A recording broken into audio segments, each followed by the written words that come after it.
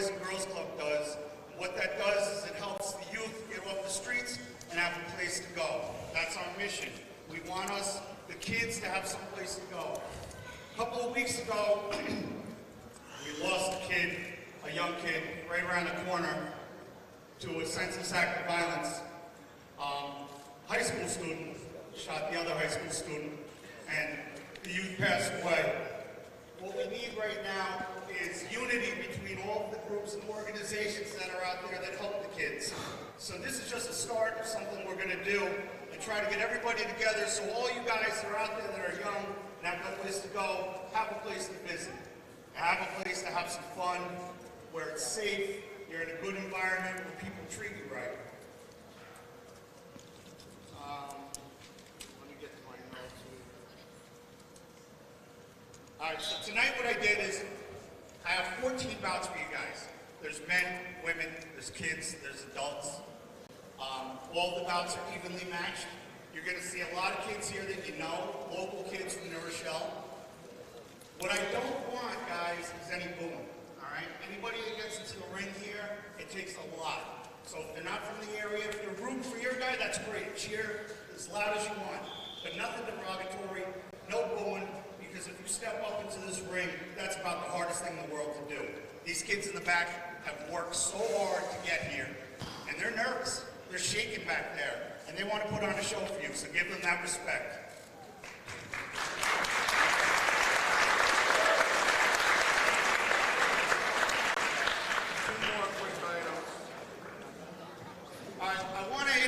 One person before we get started. Now, the guy I'm going to introduce is a professional boxer with a 3-1 record. He came here a few years ago from Nigeria with nothing but the clothes on his back. He's worked. He chased his dream. He won the Ringmasters tournament, which is our equivalent of the Golden Gloves. Won the Golden Gloves tournament, and now he's a professional boxer. And just having 3 or 4 amateur or professional fights, he already decided to give back to the community. And he said to me, Coach, boxing's helped me so much, I want to give back to the kids. So he funded this show.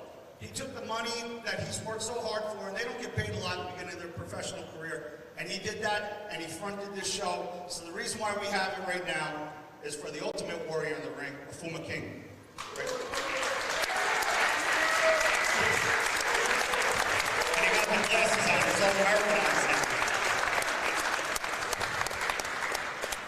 Afuma. Thank you. In Afuma's honor, we have extra trophies tonight for a fight of the night. Afuma's the ultimate warrior. He's never turned down a boxing match. In his professional career, he's done what's unheard of. In his 4 first bouts, he's only fought undefeated opponents, and he's got a 3-1 record. Nobody will face this monster. He loves giving back to the community, and I want to thank him one more time. Thank you, Afuma. Last announcement I'm going to make, so I don't hold up the whole night. We have a member in our gym that just turned professional. He was doing 1 bout. He always said to me, Coach, I just want to turn pro. I'm not going to stay in there.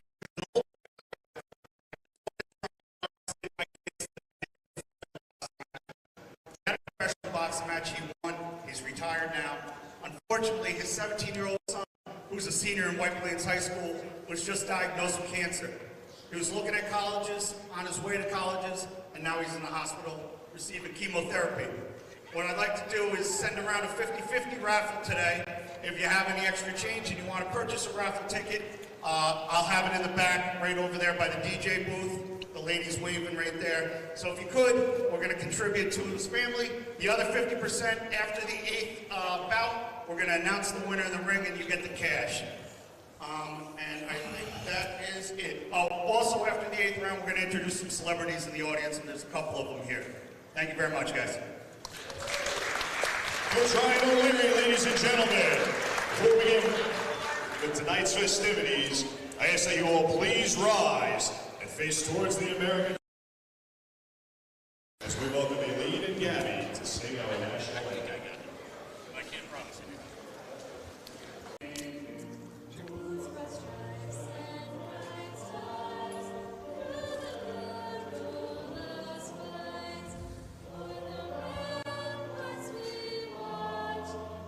So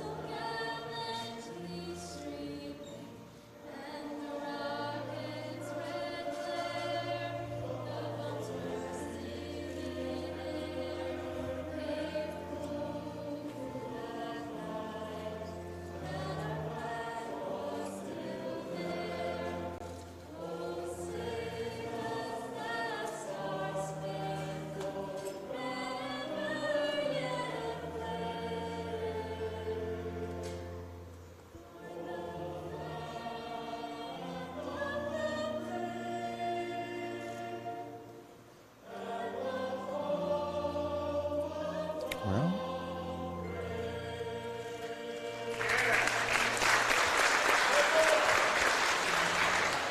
Eileen and Gabby, ladies and gentlemen.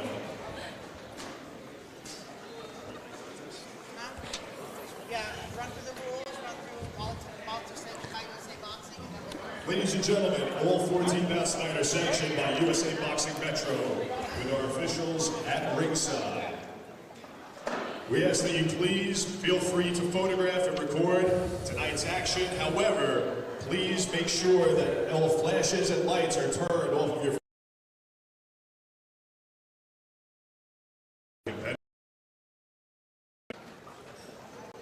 New Rochelle, are you ready?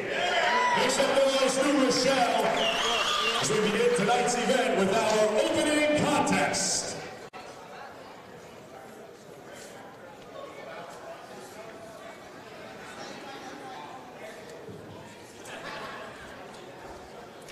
Oh. Hey. All right.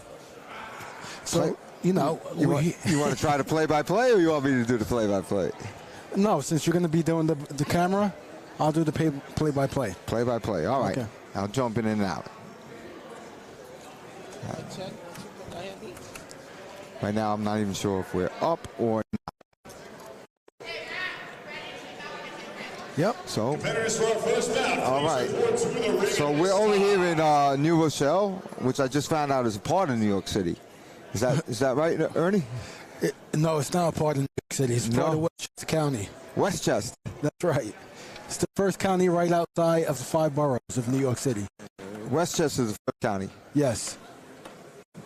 What about New Rochelle? New Rochelle is a city within the county of Westchester. Ah, gotcha. All right. So we're up in upstate New York, but people don't like calling this upstate. I know that. Report to the ring.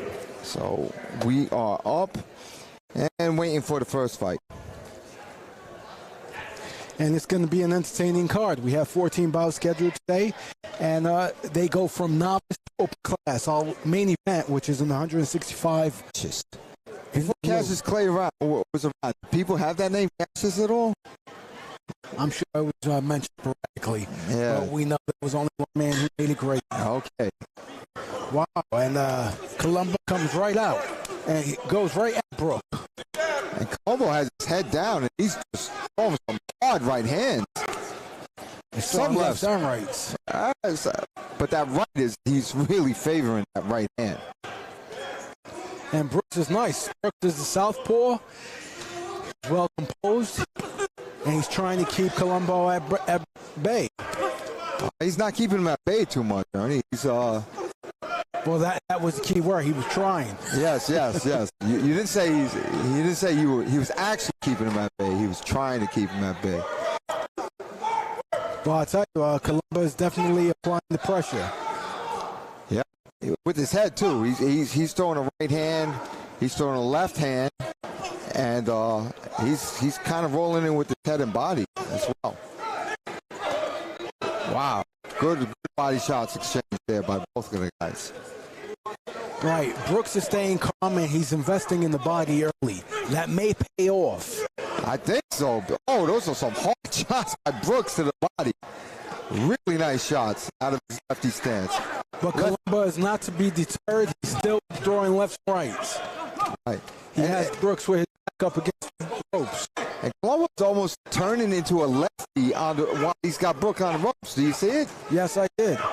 Brooks just landed a short right hand on the inside. Short right.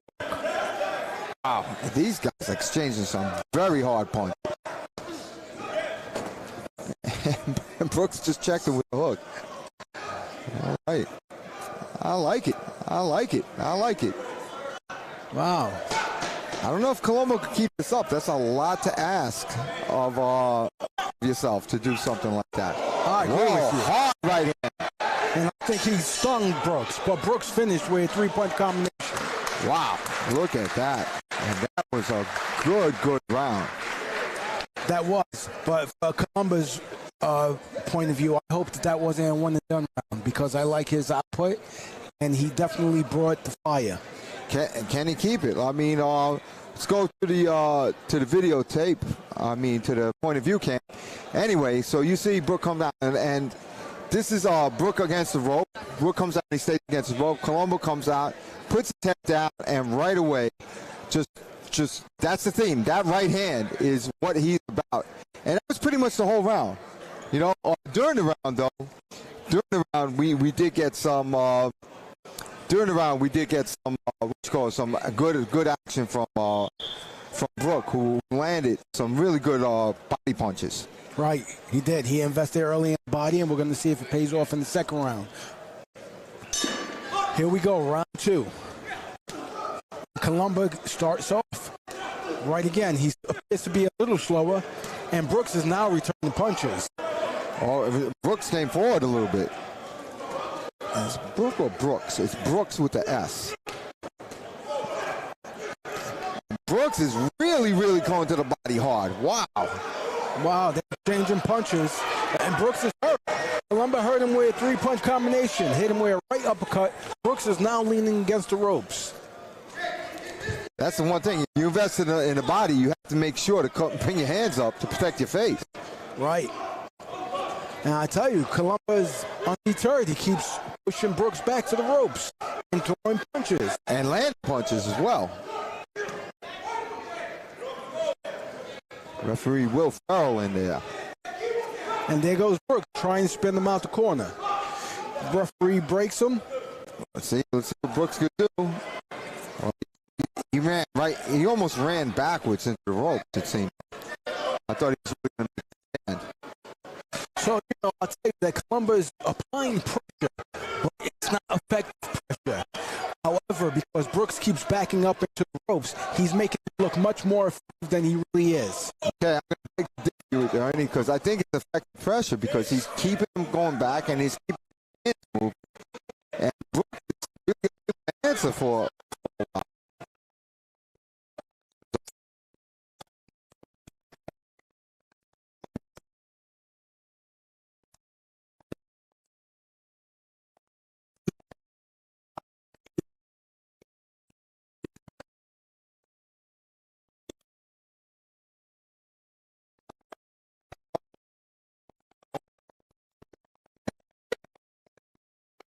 No doubt.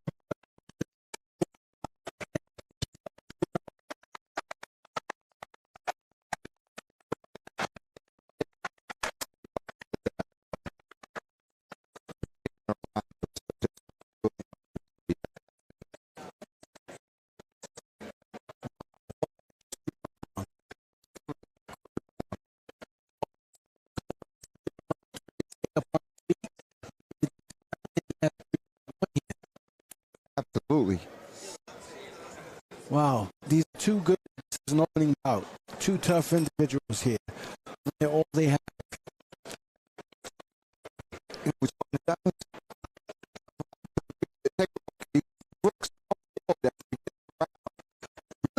Really putting it on Colombo with some body shots. Right in seconds, right.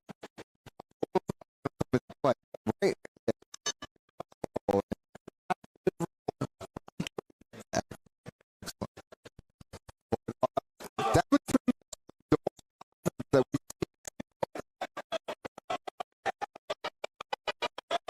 So I think the two boxes on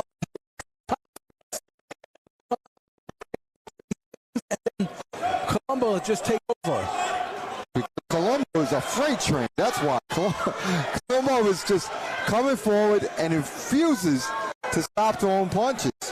And Brooks is having a hard time keeping him off of him. Right, you see the mistake Brooks does is he's moving straight back instead of moving side to side. His lateral movement will help him out much more than going straight back. Right. Well, these are novice fighters, so we're not gonna get that kind of move from them. Brooks continues to invest in the body. Yeah, I tell you. Oh, He had him. Boy, gentlemen, he let him off the hook. yeah. If he had a couple of shots in while Colombo was out of the ropes, it would have definitely changed the complexion of the fight, at least for a second or two. And look at Colombo. Colombo is still coming forward. And Colombo is sloppy, but he's a good fighter. He's not a great boxer, but he's a great fighter. No, I would agree with you. I don't know about great. He's definitely good. Well, this fight, I'm going to say great is winning the fight and coming forward and doing enough to win the fight. Overcoming boxing skill, which Brooks definitely has. I'll tell you, Colombo is definitely a workhorse, no doubt about it. And as you stated earlier, he has a great, big right hand. Yes, yes. And here comes. Colombo's there with his head. He's got his head in, and Brooks just doesn't know how to keep him off of him. 10-second warning. And I think it's a clean sweep here.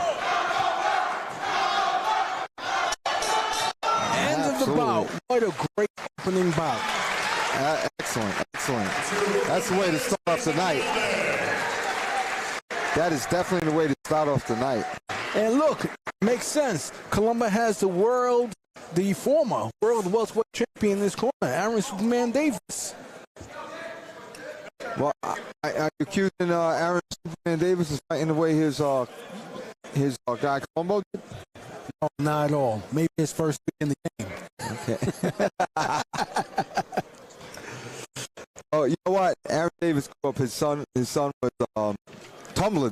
I mean, his father was Tumbler Davis. So I think he came out boxing. Right, right. So that's something. That's something. Good fight there. Good fight. And we're waiting the decision. So what do you think? What's your opinion here? No, I think Colombo took it. I think he took all 3 rounds. I think it's going to be a unanimous decision, and I think he took all 3 rounds. Going up to the ring announcer and make it official. Ladies and gentlemen, the winner of the opening contest, by way of unanimous decision, competing out of the red corner.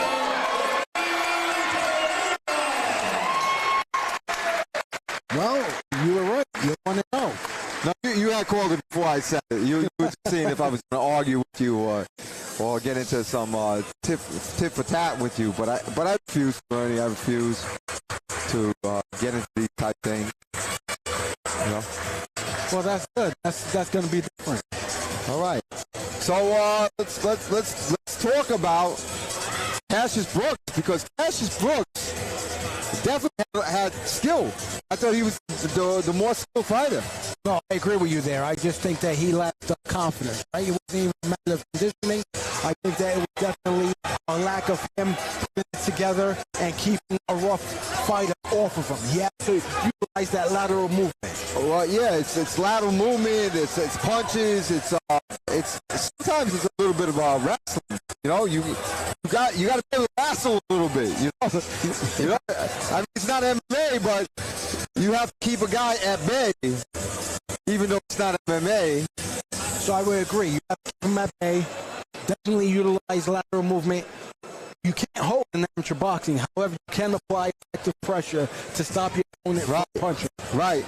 And then there's pushing too. You can disguise it like a punch.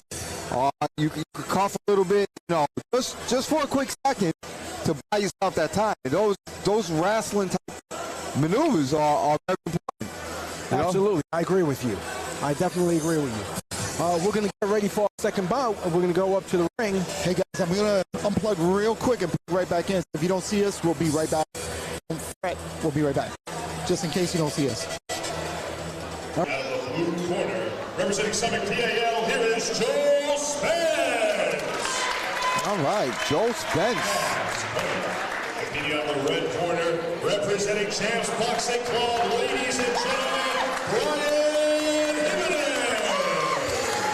Brian Jimenez versus Joel Spence. Joel Spence in the blue, Brian Jimenez in the red. And thankfully, they're dressed in blue and red appropriately. Yes. It should be noted that they're much lighter than our first bout. They're 117 pounds, and they're intermediates. So they have a little more experience. Intermediate. So what does that make them, Mike? 13, 14? Or is it 15, 16? I'm not even sure. Approximately 15 years old, 15 years of age. You think so? Are you sure? They're in their teenage. They're definitely teens. They're definitely teens. And I don't think they're 16, so probably they're anywhere from 13 to 19. I'll even go 13 to 15. Okay, I'll stick with it. Let's get that range ready. Round one. All right, lefty-righty conundrum. Joel Spence is your lefty. He's in the blue. And Brian Jimenez is in the red.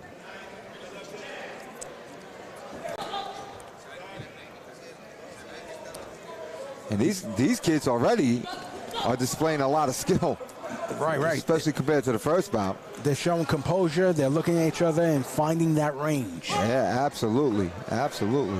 They even know how to tie up right. Will Farrell says, don't tie up. No holding. I like that both of these boxers, they have their hands high up.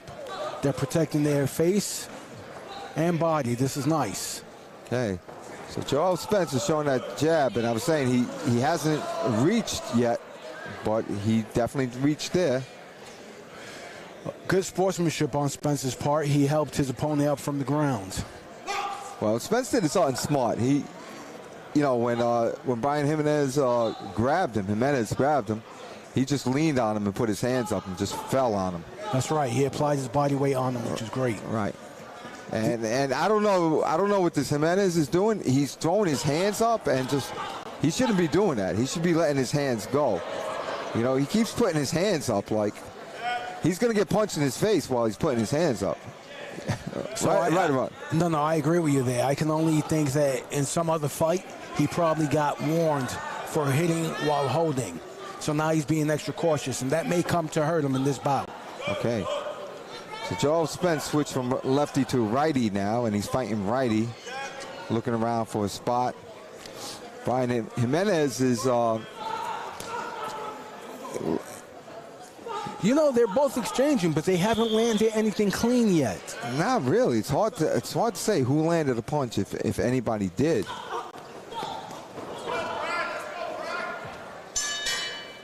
And that was a tough round to score. I'm with you. That's going to be a matter of what you like as a judge. Or what you didn't like the least. Right. Correct. So I think so that hand holding, holding the hands up in the air, can we go to Shine a Light? Eddie, is your mic on? Mic check, 1 2. 1 2. Can you hear me? Yeah, Eddie. Yes. Eddie, when you run around the neighborhood like that with your hands in the air, it usually means a sign of victory, doesn't it? What do you think about this kid, Tom? It reminded me of Rocky when he went up the steps, and did his thing. There was a lot of steps. Thank you. So these kids shouldn't be climbing the steps that Rocky did. Not in the middle of the fight. Certainly right? not in round one. Thank you, Eddie, for shining that light on us. Going up to the beginning of round two. Let's see if we get a clearer perspective of what's going to take place. And that's Edison shining the light yet again for us. Thank you, Edison. So Spence comes out boxing in the southpaw stance and throws a quick 1-2-3 punch combination. And there's Brian Jimenez again putting his hands up. Did this kid get mugged a lot when he was, younger than he was now? Was he held up at gunpoint? Oh, so good right hand. Right, they're exchanging punches. Right, and Brian Jimenez scored with a hard right hand just now. Very hard right hand. Let's see what happens. And I'll tell you what, Jimenez is just very content in staying within himself. Like it's like he doesn't even box on the outside. He just waits till Spence comes in, and then he tries to unload a lethal combination because he did score with the right hand. But it's like he doesn't really throw a jab. He just waits for... So he's waiting and counterpunch Spence. The problem with that is that this is amateur boxing. You have to get off first. This is exactly what Spence is doing. But Spence is falling a little bit short, although you did hit with the 1-2 right there. So I see what's taking place here with both of them. They want to throw their punches, but they don't really want to get hit. They're almost afraid to get hit. You think so? The holding there. All right. So Brian Jimenez just lost 1 point for holding. So he probably has gotten, you know what, Ernie, you've probably gotten warned for that before, and that's why he keeps putting his hands out. But he let go with the good hook, too. Spence with a nice jab. Spence with a nice 1-2. And Jimenez with the 1-2 but falls short. So Brian Jimenez just realized he lost that point. He's working hard. But he just gets steamrolled by Spence, who walks right over him. Jimenez he's got like a weird way of holding and stopping.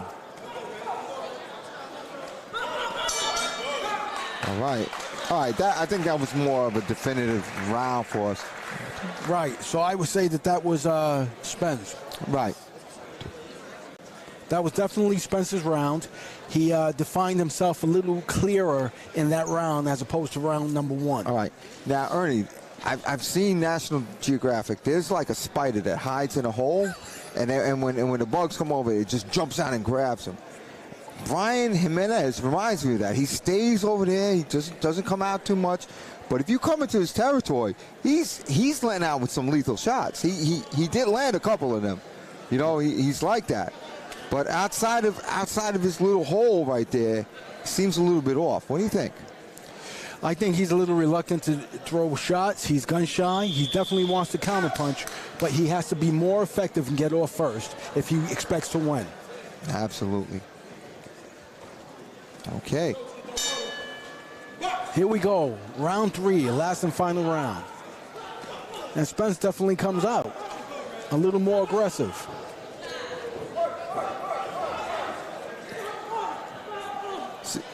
See, look at Brian Jimenez. He just wraps up instead of punching. He's really got to let his hands go. He might be a grappler or a wrestler or something. Maybe he does some MMA. When he lets his hands go, his hands are throwing good punches. But when he, when Spence comes in and they both get in, they somehow get tangled up. Okay. So I'll tell you, in Jimenez's corner is Larry Barnes. And Larry Barnes was a top 10 and title challenger at the welterweight division. We got a little blood from Spence's mouth right now. Oh, Spence just threw an effective 1-2 and landed a clean right hand on Jimenez. He goes down again. So Spence falls on top of Jimenez once again. I'll tell you what, Spence is doing a smart thing because this guy is holding him and he's just letting his weight come onto him. Right. So Spence has a bloody nose. He's breathing through his mouth now, and he just wants to end this bout. But he's definitely working hard for the victory. Oh, it looks like Brian's going to lose another point. Second point. Brian just lost 2 points. If he gets one more warning, he will be disqualified. And you see, he just knocked Spence's mouthpiece out. I don't think the referee picked up on it.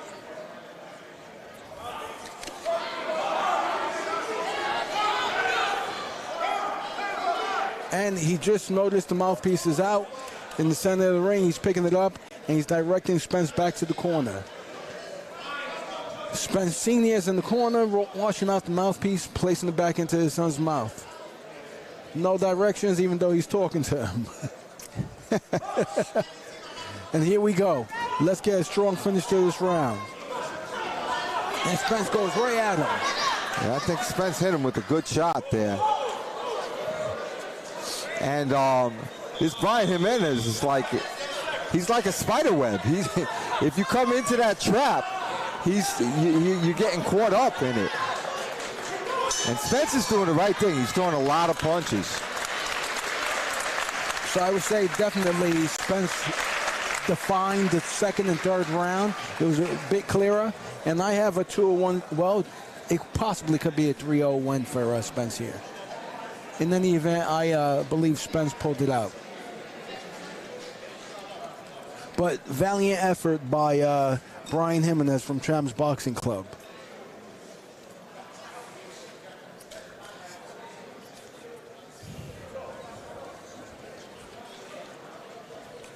All right, we await the final decision here. The judges are finalizing their scores.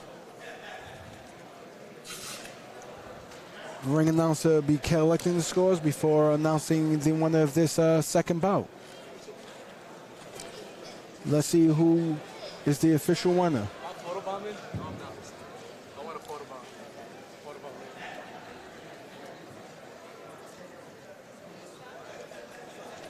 Ladies and gentlemen, the winner of this bout, via unanimous decision, competing out of the blue corner, Joel Spence! And Joel Spence wins unanimous decision. Bout number 2. Competitive match, very nice. I want to remind everybody that there are no losers here tonight.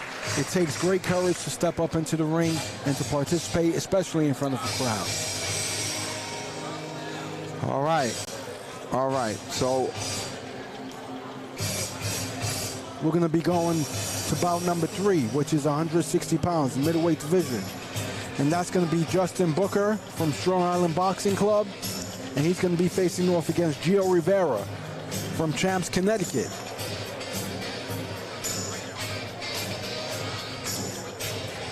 Wow, 12 bouts remaining. We have 14 bouts scheduled. We just went through 2. We have 12 remaining. And I think we're gonna go up on Facebook or something like that. George, are we up on Facebook or no? We're up on Facebook and YouTube. You know, we had a little issue with the pay-per-view event, but we are bringing this show to you no matter what. We want to make sure that everybody gets a chance to check out all the live amateur boxing here in New York City. New York, again, I said it again. Right. New Rochelle. We thank you again for joining us. So, you know, we do apologize for any technical difficulties, but it's out of our control. But we nonetheless are bringing boxing to you live out of New Rochelle. All right, so let these guys know then. All right. Yeah, it's done. Done. Yeah, it's already done. They know? Yeah, they know. Okay. All right. And wow, this Gio Rivera has some nice hot pink colors on him. You know, what they say, it takes a real man to wear pink. The Hitman. Why do they say that, Ernie? What does that mean? It takes a real man to wear pink. Well, you know, the color pink is usually associated with the female gender. Ah, okay. So okay. a man who can wear it, he's definitely confident in his abilities. Ah, that's what it means. Okay. Right. YouTube Smoker Talk Boxing. They're doing the play-by-play. What's the story with me? I like wearing black. Good guys wear black. Oh, good guys wear black. And good guys wear black. Okay, there we go. Men in black. Men in wore black, right? That's right. Absolutely. Okay. And you wearing blue. So together we're black and blue? That's right. Okay. We're bruises. We're bruises. Apropos today for a boxing show. Apropos. All right. Good. All right. Let's see who we got. All right. Let's hear ref. I know you just told us, but red corner and Justin Booker, all in red, with black headgear. And in the blue corner, we have Gio Rivera from Champs, Connecticut. He's in the pink, as we stated, with the blue gloves, black headgear. And the referee for this match is going to be Cassie Rivera. Okay. Also, isn't pink a like a cancer color? Like they're trying to support breast cancer. I know this fight is for it's for somebody with cancer, right? Blue corner, representing Champs Connecticut, here is Gio Rivera. Oh, but this is Champs Connecticut. Right. Okay. Red corner, representing Strong Island Boxing, ladies and gentlemen, Justin Booker.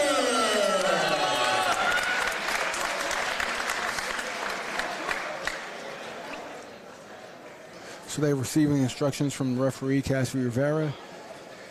Just going over the rules and regulations and expectations for this next bout, the third bout, which once again is in the middleweight division, 160 pounds. Let's go, Booker.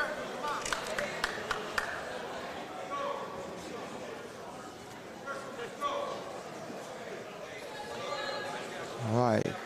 Booker, Strong Island in the red, and Rivera, Champs Connecticut in the pink. 2-minute rounds.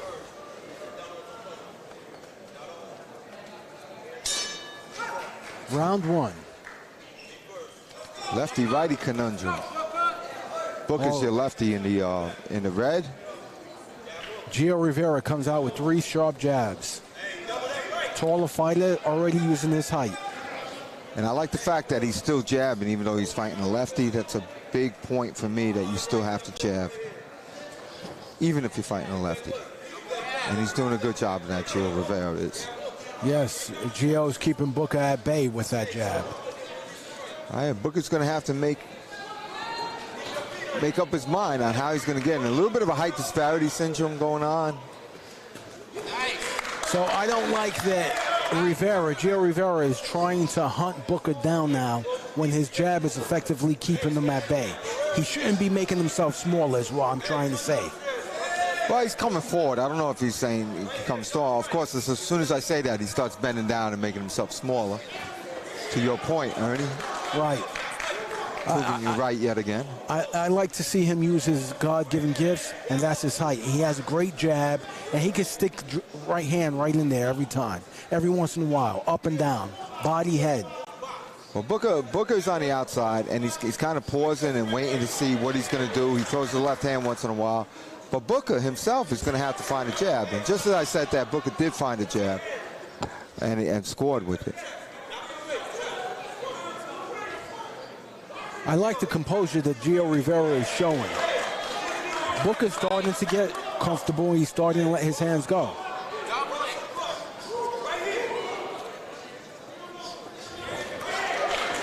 Well, Rivera missed with a big right hand there. I felt the wind. Right. I felt the wind over here. And Booker countered him. Look what Booker's did. Booker's just turned around to the southpaw stance.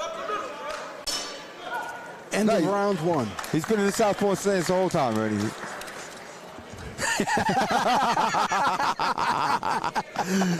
Yes. But I'm glad you discovered it. That was the whole lefty-righty conundrum that I was talking about since the opening bell.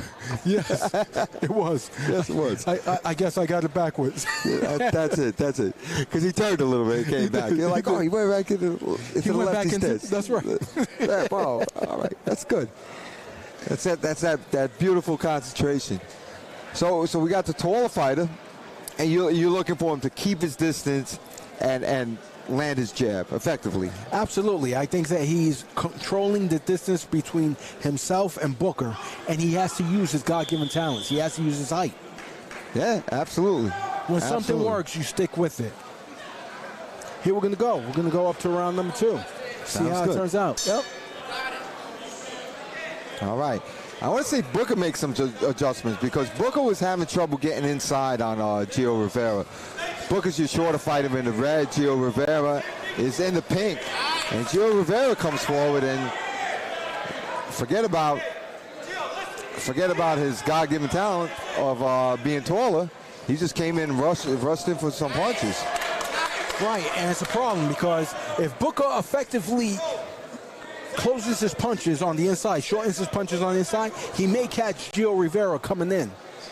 Absolutely. There it goes. Oh, good step back. Good step back. Exactly what I'm talking about, because Gio Rivera is walking straight in, not using his height. Absolutely. And that was a good step back. And I tell you what, Booker, who's the shorter fighter, definitely seems to be a little bit of a better boxer as far as his fundamentals. Although he's not really throwing a jab. And that's the issue. While he may have the better foundation, he's not letting his hands go. He's waiting to counter Gio Rivera. They just clashed heads. That's because he tried the same move, but missed. He took that little step back, and Gio Rivera stepped in, and both of them clashed heads on the fact of that. And there we go. Cassie O'Connor is giving a speech. She's got a lecture. Cassie O'Connor always gives the guys something to think about, which is good. And Gio Rivera came with... What I say is, if you're not in shape, you want Cassie O'Connor to be your referee. She's going to give you a couple of breaks. But I tell you what, she definitely has these guys learning. So if they ever go into the next level, the championship level, and where they're fighting in the country, they will know. They will know in these country tournaments and these national tournaments. So Booker must have just got hit with a low blow. And Cassie's instructing Gio Rivera to keep the punches up. Okay. Booker's taking the pause. He's taking a little breather. He's telling the referee he's ready to continue. Referee's continuing the action. Here we go. Okay. And these things happen. 10-second warning. Gio just lands a nice right hand, and he digs down to the body. Several punch combination. Gio pushes Booker back to the ropes to close out the round. Yeah, you know what that was? That was that they got they got a little rest in that thing. So in that little bit of a warning. So that's what that was right there. Absolutely. So you're right. After that little rest, he came out with a burst of energy, and he utilized it to end that round strongly. All right. Let's see. So we're getting ready for the third and final round, as the fighters are receiving their last instructions from the cornerman. All right. So can you get the camera real quick for a quick illustration? Go ahead. Okay, here it is. So you see Booker over here. Now Booker's going to go back. He's going to step back and then throw. Of course, it's not working. All right, never mind. We're going to go up to the ring. Last and final round. Round number 3. Okay, I'll show that later on. I haven't used my pen. Did not give it a try today, and I went to Telestrate, Ernie, and the pen was not working. So I'll straighten out my Telestration pen and show that later. Good one, too, by Booker. Right, you see what Gio's doing. He's trying to hunt Booker down, but he's making himself small again. Well, he's kind of staying up now, and he's kind of walking forward with this robotic type of movement. I guess he's trying to stay stalled, but you know he is landing some punches. No, I would say he's winning this round so far. He's fighting effectively. He's digging effectively down to the body as well. And He's bothering Booker. Definitely bothering Booker. Booker does not like the body shots. I think those body shots are hurting him, Ernie, just like you said. And then there's an uppercut, there's a hook, and Gio Rivera is going to town in this third round. He's looking for the body shot, and that's a great liver shot. Great liver shot by Gio Rivera. If he's smart, he's going to go right after Booker once again, and he's going to stick with the body. Invest it in the body. And Gio Rivera is feeling himself. He's jumping up and down in the corner, and he senses, he smells blood. And there he goes, another body shot. And that's the end of the fight. That's the end of the fight. Referee stops contest, round number 3. Gio Rivera came all the way from Connecticut.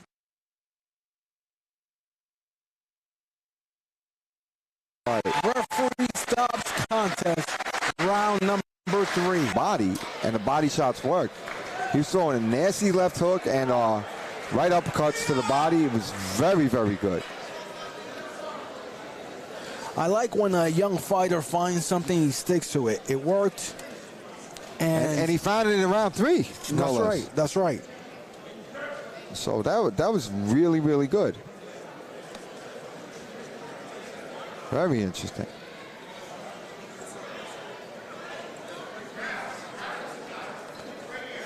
Not to say that Booker doesn't have the skills. I'm looking forward to seeing him come back. Booker is a good boxer. I was really impressed with him. I was impressed with him as well. I don't know if it was lack of conditioning or just relaxation. He definitely has a good foundation. It's going to have to be a confidence builder. Yeah, well, this is definitely going to take his confidence away for just a little bit, but not too long. I don't think it's going to be that bad. You know, it's in the ring when you find yourself, right? And I think he's going to have to realize that he's going to take body punches throughout his career, and he's going to have to determine whether he wants to continue a fight and bite down. Oh, no, he's just got to do some sit-ups. You know, he's got to do a little core work. A few crunches, a few leg raises, he's good to go. Via Morris, in 1 minute and 31 seconds of the third round, competing out of the blue corner, Gio Rivera. Great fight, great fight. And you know, Coach's Corner, he just him meaning Booker, he just needs some sit-ups. That's all he does. He needs some sit-ups. All right, George, can I get the screen? All right, so let's take a look with the telestration. In round 2, like I was saying, you're gonna see Booker come around to the side over here and watch. He's gonna step back and then land a left hand, right? So let's take a look at that real quick. Steps back, boom. Good combination set up by Booker there. And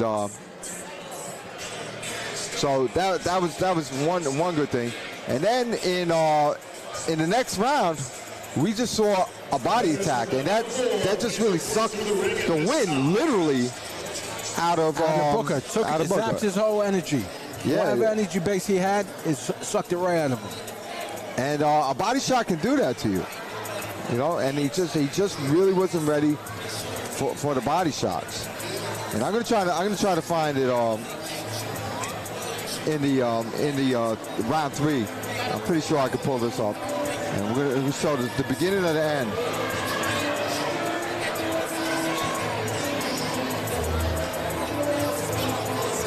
It's up to.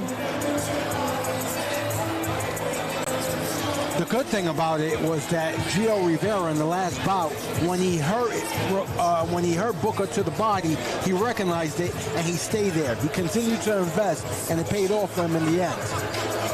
Right, and that was definitely something to see. I'll tell you what. Give me the camera again, George.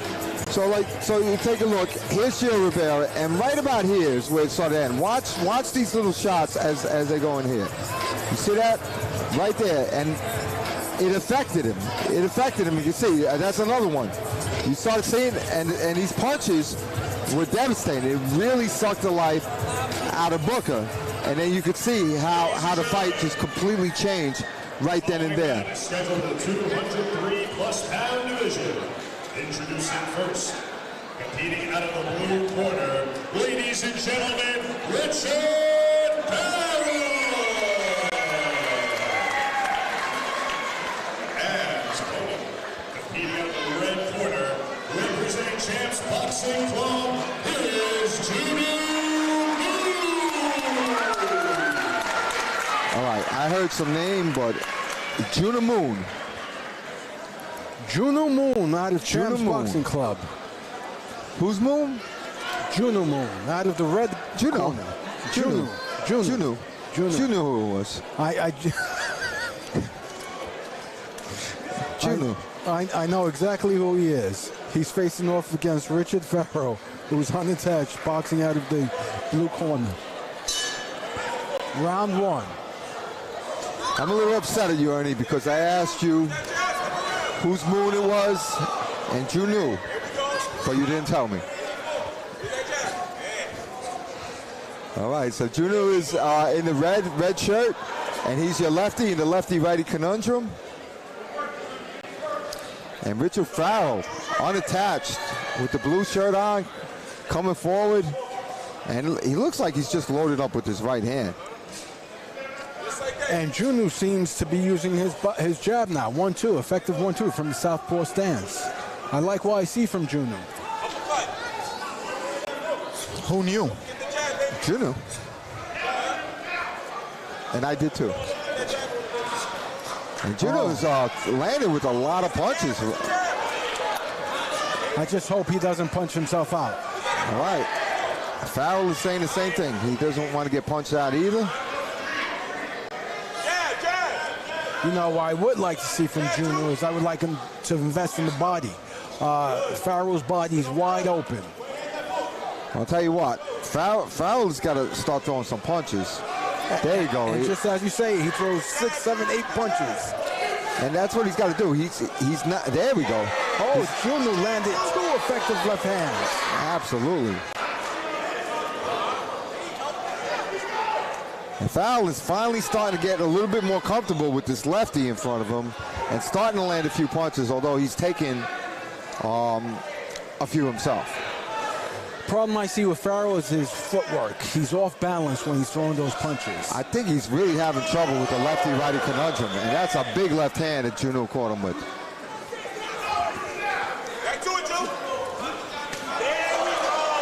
Juno just lands a 3-punch combination. Heavy. Strong finish for Juno. Wow. Juno just lands a 3-punch combination. That's it. So the lefty-righty conundrum, Ernie, it's one of those things that especially new fighters, you're constantly fighting somebody who's right-handed like yourself, orthodox versus orthodox, and then all of a sudden you're in a mirror, and although you shadow box, the mirror does not hit back, and you're just not used to these angles. I would definitely agree with you. I would say the southpaw boxers have the advantage when they come in the ring because they're used to dealing with a conventional right-handed fighter. Now, on the other hand, a right-handed fighter doesn't get that exposure as much as they would like.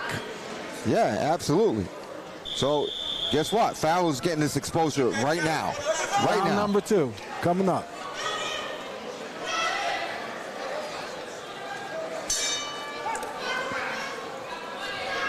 Farrell walks out to meet Moon in the middle of the ring.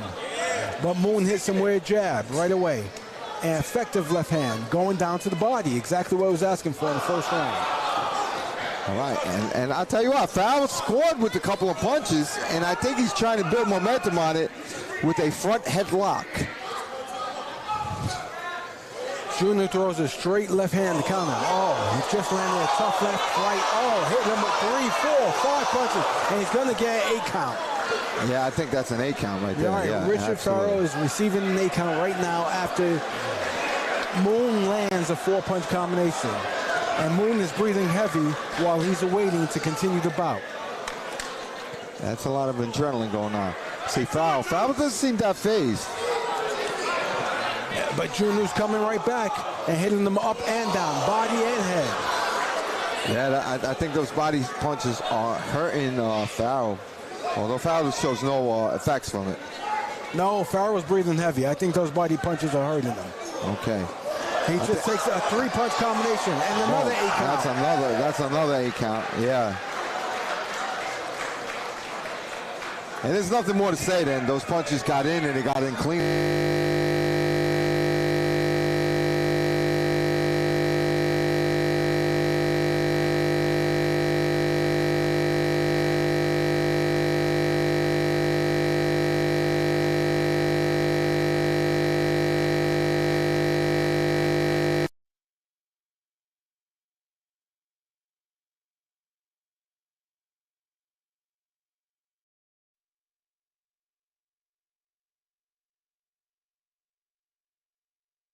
Competing out of the red corner,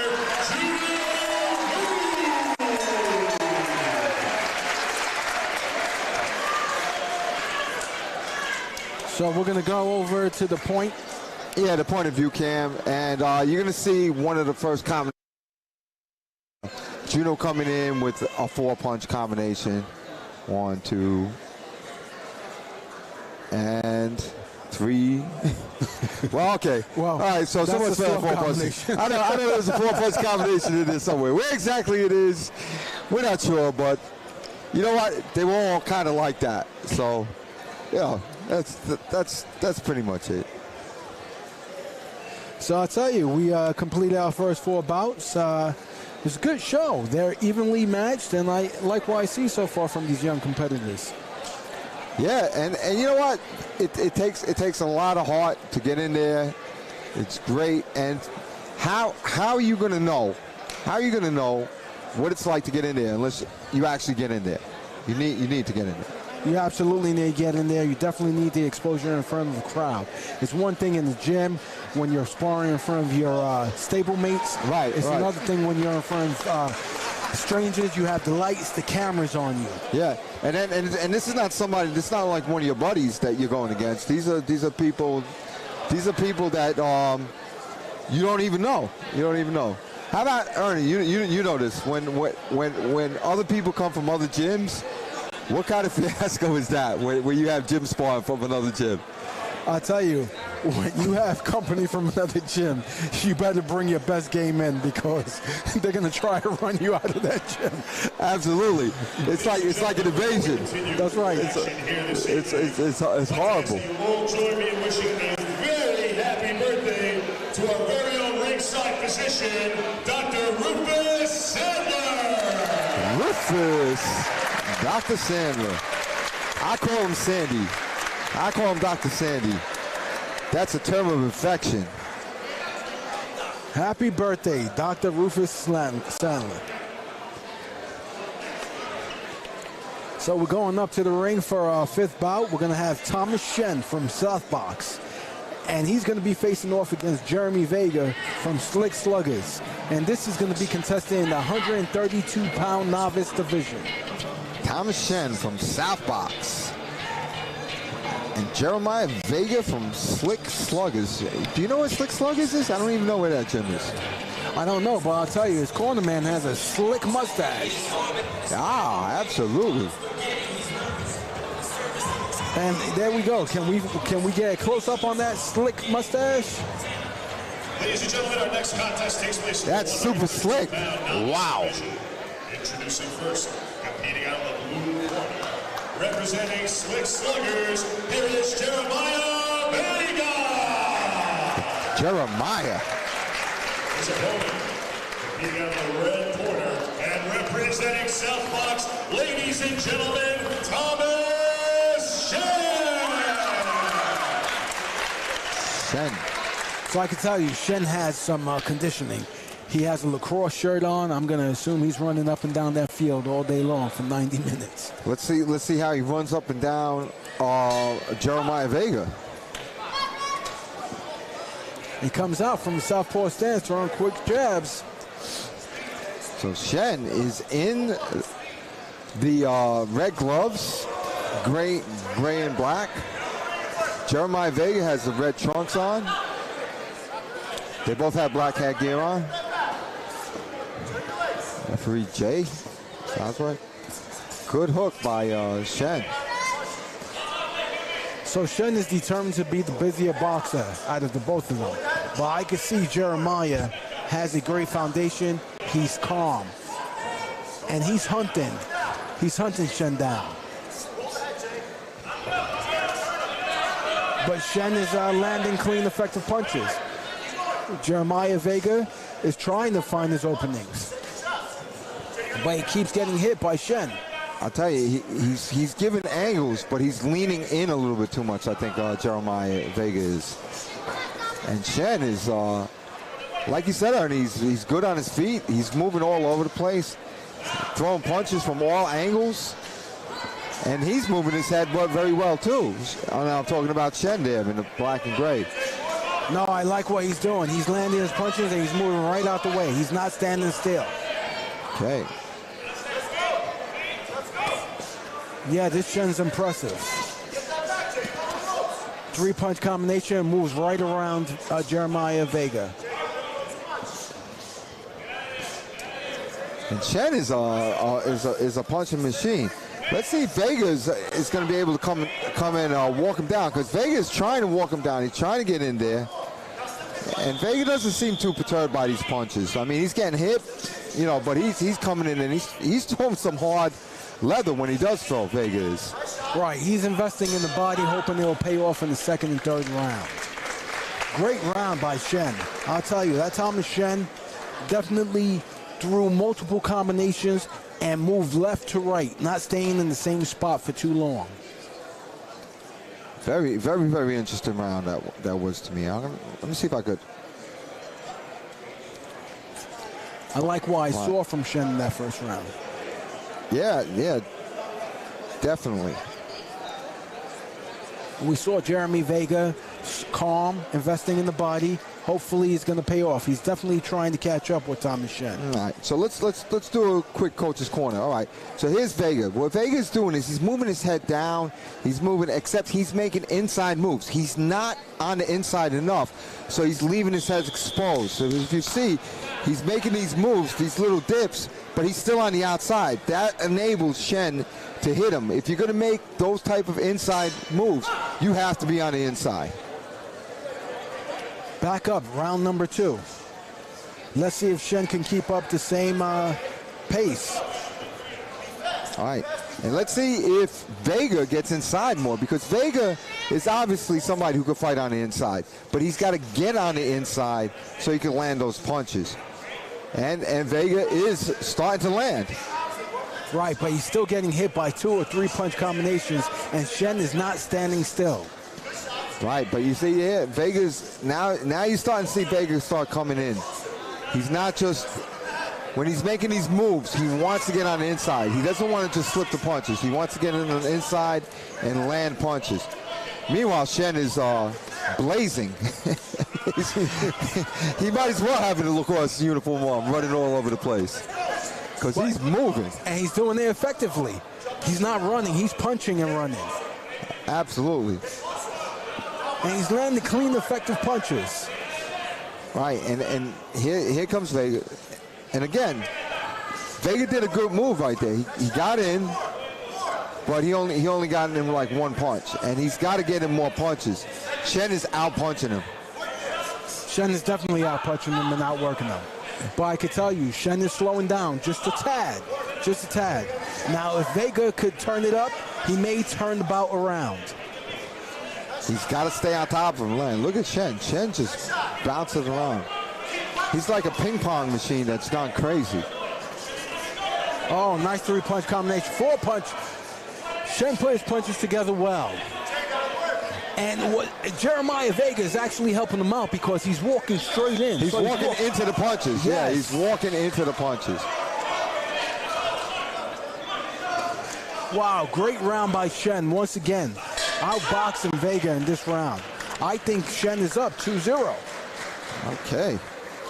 And since there are 2 rounds, your math cannot be far off. Wow, what a great bout. You know, I see Jeremiah Vega. I know what he's thinking. He's trying to slow Shen up. He's trying to walk him down. But Shen just keeps hitting them. 1, 2, 3 punch combinations and moving side to side. It's a matter of, can Vega catch up to Shen in the 3rd round and make him pay and possibly turn this around? Okay, to your point, Ernie, let's take a look. Shen is going to move, and your point was that Vega's helping him out. He's going to walk into the pump combinations when Shen stops. So here's Shen. He's going to move. Every time you see him move, he stops for a second and then just let's go. Moves, he's going to stop, and Vega's going to walk in. And that's what you were talking about, Ernie, and it was pointed out from on our point of view camp. Round 3, last and final round. Here we go. And Vega's coming out, trying to hunt right on top of Shen. And I think that's what Vega's got to do, because he's got to sell out. If he wants this fight and he's down 2-0, he's going to need some knockdowns or knock. He just bloodied Shen's nose, and Shen got a bad bloody nose. The doctor's going to be called to come look at his nose. His nose just opened up. It must have been an effective shot that Vega landed. Ruthless Saddler. Dr. Ruthless Saddler is checking his nose, questioning Shen, see if he's okay. Shen's definitely saying he's fine. And we're going to continue this bout. Okay, looks good. Good right hand landed by Jeremiah Vega. And look at Vega. That's what I'm talking about, committing. When you're making those inside moves, you have to commit that you're coming forward and throw punches. But Shen will not be denied. Shen is still hitting them on the inside as Vega walks in. This is a different Vega from rounds 1 and 2. Vega is determined to land some hard punches, and Vega is coming in. And that's the way to do it. But he just got countered, and he got hurt. Shen has him hurt, and Shen is pushing him back to the ropes, letting his hands go. And Vega's coming right back. Oh, and these two are going at it. They are giving us a show. Wow. Vega just threw a hard right hand, hard left hand. And Vega's got the right idea. This is what he wanted to do from round 1, but was not able to, because he did not commit to coming in and punching. And Shen is definitely slowing him down. I'm sure he's breathing through his mouth now because of the nosebleed. And Vega picked up on this, and Vega's trying to work. But Shen won't be denied. He throws a quick three-punch combination that lands. Look at Vega, come on in. 10-second warning. And I don't know why Vega stopped. I think he thought the round was over. But he's not punching like the round's over. He's punching like... What a great end to Awesome. the Awesome. fight. What a good fight. That was. So, you know, I'll tell you, that was a strong... That was a strong finish by Jeremiah Vega in the third round, but was it enough? Personally, I think Tommy Shen showed great heart and skill in the first two rounds, and he did enough to win the decision here. All right, so let's go to the tape a little bit. All right, the difference between rounds 1 and 2. This is where you can see Vega, he's going to come in, he's going to make these inside moves, but he's going to go forward and throw hard punches. Look at him go. Look at that. He dips in, throws a hard punch. Comes forward, throws a hard punch. Look at that. That's the way to go. And then right here is where he opened up the nose of Chen with that punch. And that's the difference. A huge difference in rounds 1 and 2. We want to see Vega definitely again, and to see if this is going to be one of his defining fights where he really doesn't have to that. Decision, competing out of the red corner,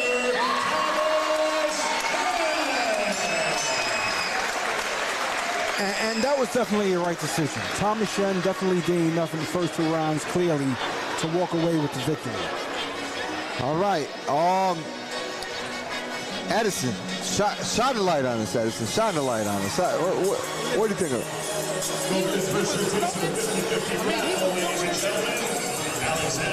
Check. Can you hear me? Can you hear me? That was an exciting fight. Exciting. I mean, Chen was doing his thing. He was moving. And blue corner was also going at it too. He came in late at the end, but he was coming. He wanted that win too. He didn't give up, and he had heart. Give it up for both of them. All right, all right. So, if you didn't see the fight, and you just heard Edison shine the light, you know exactly what happened. You know. Yeah, you absolutely do. You know what happened. I know, we know. Edison gave a quick recap of the fifth bout. I don't even know why you're watching the fights. You just got to listen to Edison shine the light. So there's no need to do it. He's telling you what you're seeing. Shining that light on us. So bout number 6 is about to come up, where we're going to have Evan Caffrey from Champs Boxing Club, and he's going to be facing Devin Hernandez from South Bronx Boxing Club. And this is going to be contested in the 132-pound youth division. Well, I'll tell you what, this guy from South Bronx is already dancing around Devin Hernandez. He looks very flashy. He does. Let's see if he can bring that flash to the bout. That's right. There's one thing to dance when you're not being punched at. Let's see if you can dance when the punches are flying. You know, I believe somebody said that to Floyd Mayweather when he was like 6 years old and his first time at the club, you know, and he said, I show you, I can do more than dance. And the rest is history. The rest is history. Definitely $1 billion boxer. Did he actually make over $1 billion? $1 billion? I know he's definitely made over $500 million. Did he make $1 billion? Definitely made over $500 million. I'm saying with continued investments as a promoter, definitely parlay that into $1 billion enterprise. I'm going to agree with you. Ring earnings definitely over $500 million. I mean, half a billion. $500 million. Yeah. $500,000, he'd slap you. representing South Bronx, here is Devin Hernandez. Devin Hernandez from South Bronx. Coming out of the red corner, representing Champs Boxing Club, ladies and gentlemen, Evan Caffrey against Hernandez. Caffrey in red boxing gloves, Hernandez in blue boxing gloves.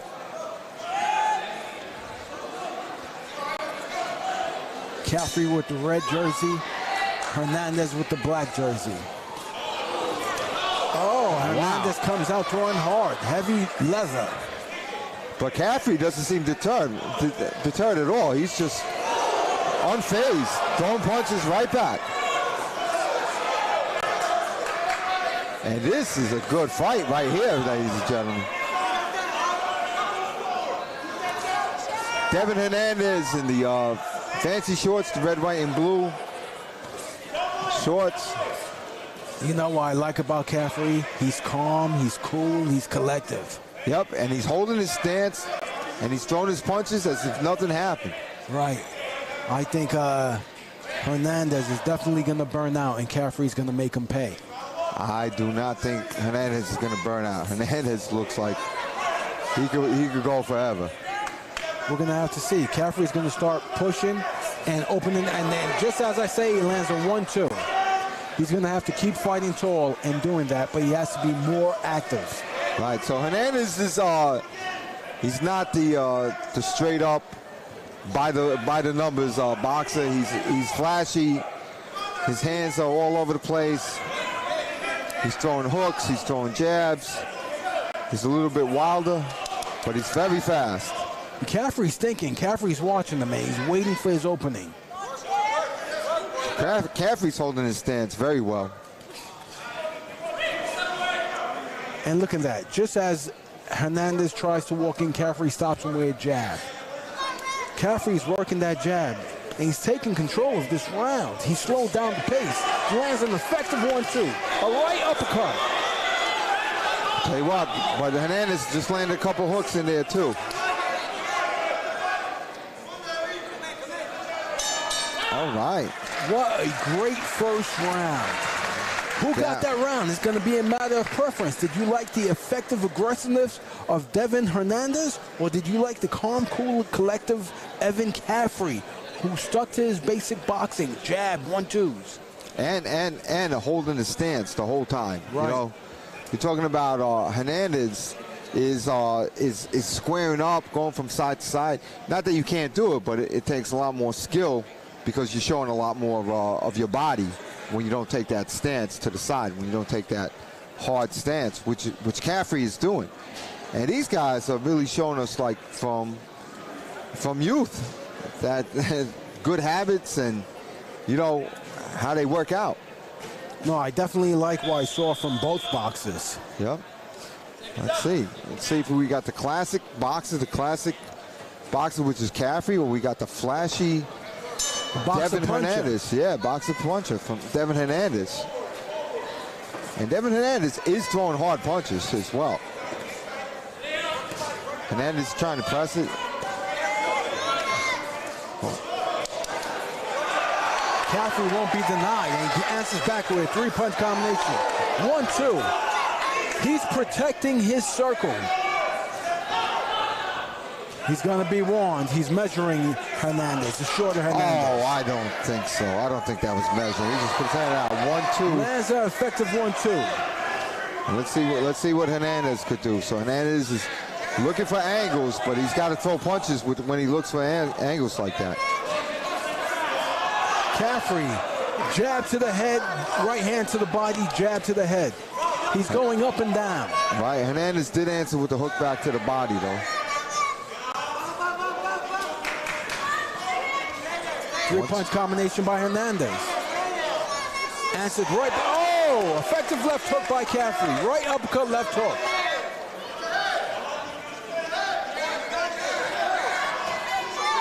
And as I stayed here, Hernandez is slowing down now. Now he's looking. You can't do that against Caffrey because Caffrey will set you up, and he lands a 1-2 as I say that. All right. Hernandez does try to push forward with some combinations of his own, but not really landing anything effective right now. And Caffrey's working them now. There it goes. Caffrey has a good 1-2, doesn't he? He's using his height effectively. There he goes. He makes Devin Hernandez miss, and he counters him with a quick right hand. Then he gets warned for pushing off with the jab. 10-second warning.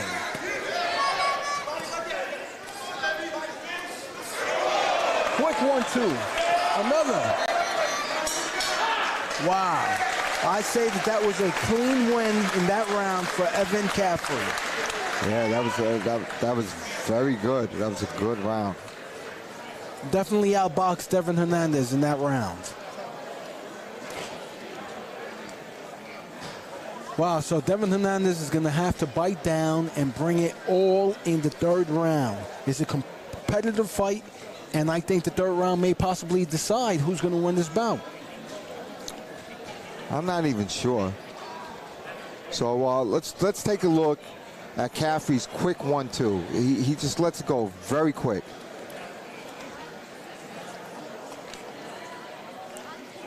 Well, that was good defense on him. But I don't know why the ref held that part up. Here we go. We're going up to the ring. Round number 3. Last and final round. Who wants it more?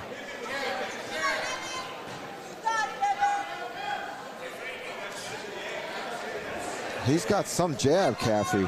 It's very quick, and it's a 1-2 is it's like a hair-triggered punch. You know, he uses his height effectively. He uses his reach as well. I like the basic skills he has. And his footwork. His footwork is excellent. Oh, effective punches. Wow. Caffrey's all over me. He earns an 8 count. Hernandez is getting an 8 count.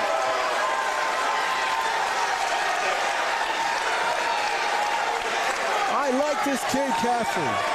Clean, crisp boxer.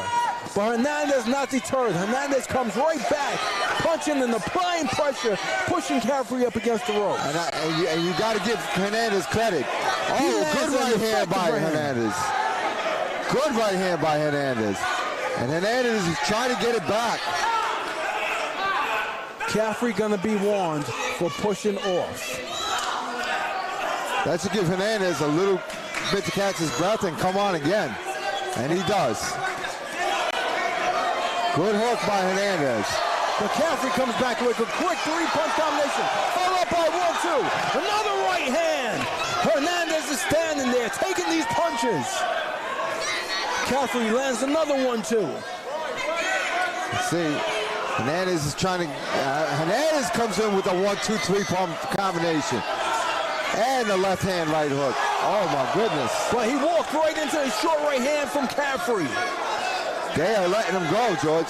They are, I'm sorry, Ernie, they are letting him go, and they are just hitting each other a Caffrey, lot. 1-2. 10-second warning. Who wants it more? Let's go. What a big finish here. Wow. What Beautiful. a big finish. That was something else.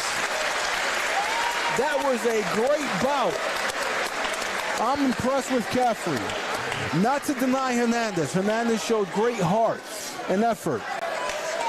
But I'm going to tell you, I think Caffrey earned the decision here tonight. That was close. Man, a lot of good boxing here tonight. I'm missing it because I'm over here doing some technical work. But it's appreciated, George. It is appreciated. Wow. Well, I'll tell you, this is where it starts. It starts here at this level, giving these children an opportunity to stay off the streets and earn their discipline. Well, I don't even know if I call these children. These guys they're fighting like men over here. Wow, so let's take it. Let's see what some comments. Ladies and gentlemen, So, wow. the winner of this contest via unanimous decision, competing out of the ring.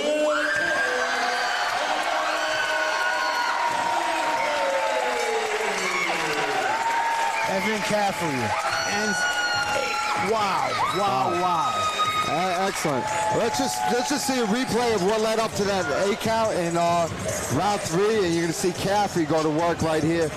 And I'm not even going to call it. Just look at how much work he does, how crisp his punches are, right there, very crisp, and it's good. And we saw some really good boxing. I don't even know how old these guys are. It says youth, but I think youth goes up to 17. Right? Luis Guzman. All right, thank you. Ronald from Call says good fight. All right, thank you guys for chiming in. All right, so that is awesome. That is awesome. I'll tell you, that was a great,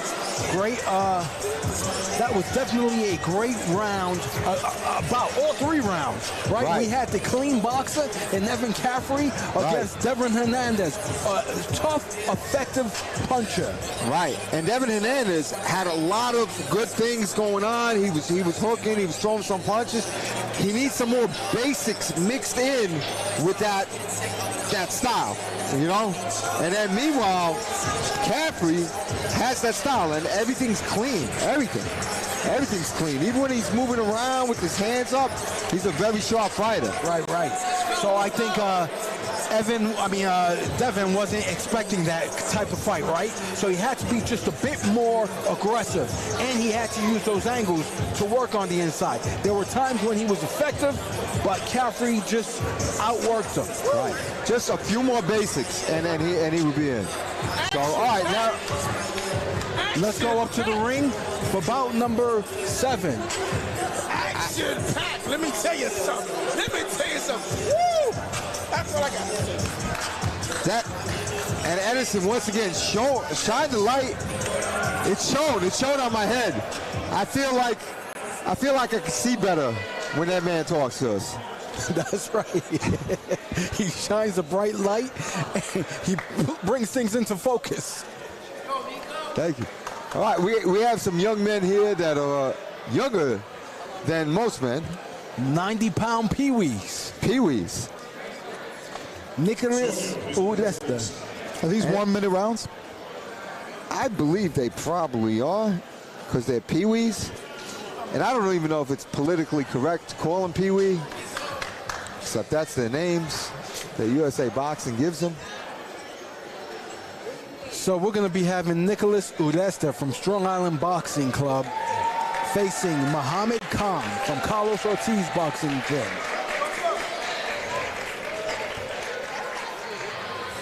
Strong Island.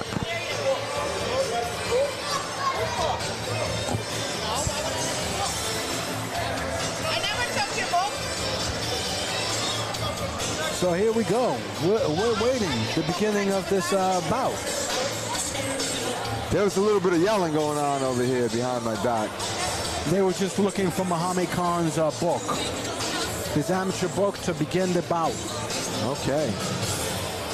All right, it looks like we're going to have lefty-righty conundrum yet again. The contest takes place in the 90-pound UE division.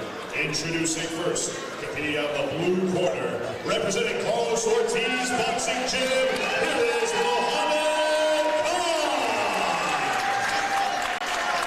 And his opponent, competing out the red corner, representing Strong Island Boxing, ladies and gentlemen, Nicholas Udesta. And I tell you, both these athletes, they're ready to go.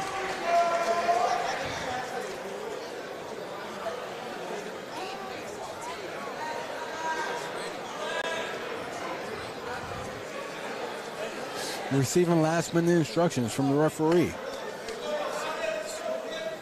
Just want to remind our audience, these are young peewees, so they're going to come out, they're going to throw a flurry of punches, and they're figuring it out. You think they're going to throw a flurry? Flurries. They're going right at it. I bet they run around each other.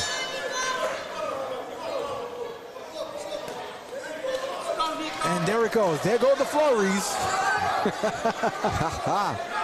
Absolutely. Absolutely. Who are we kidding? They're young. They're full of energy. They want to let their punches go. They're full of flurries, too. And it's flurrying outside. Says the weatherman. Yeah, that's right. Udesta and Khan. Khan in the blue. Udesta in red. Udesta. Udesta is your lefty. Let's go, Nico. And here goes Khan letting his head punches go. Udesta is coming in with his head first, and Khan is starting to really land some punches now. On the inside, you're right.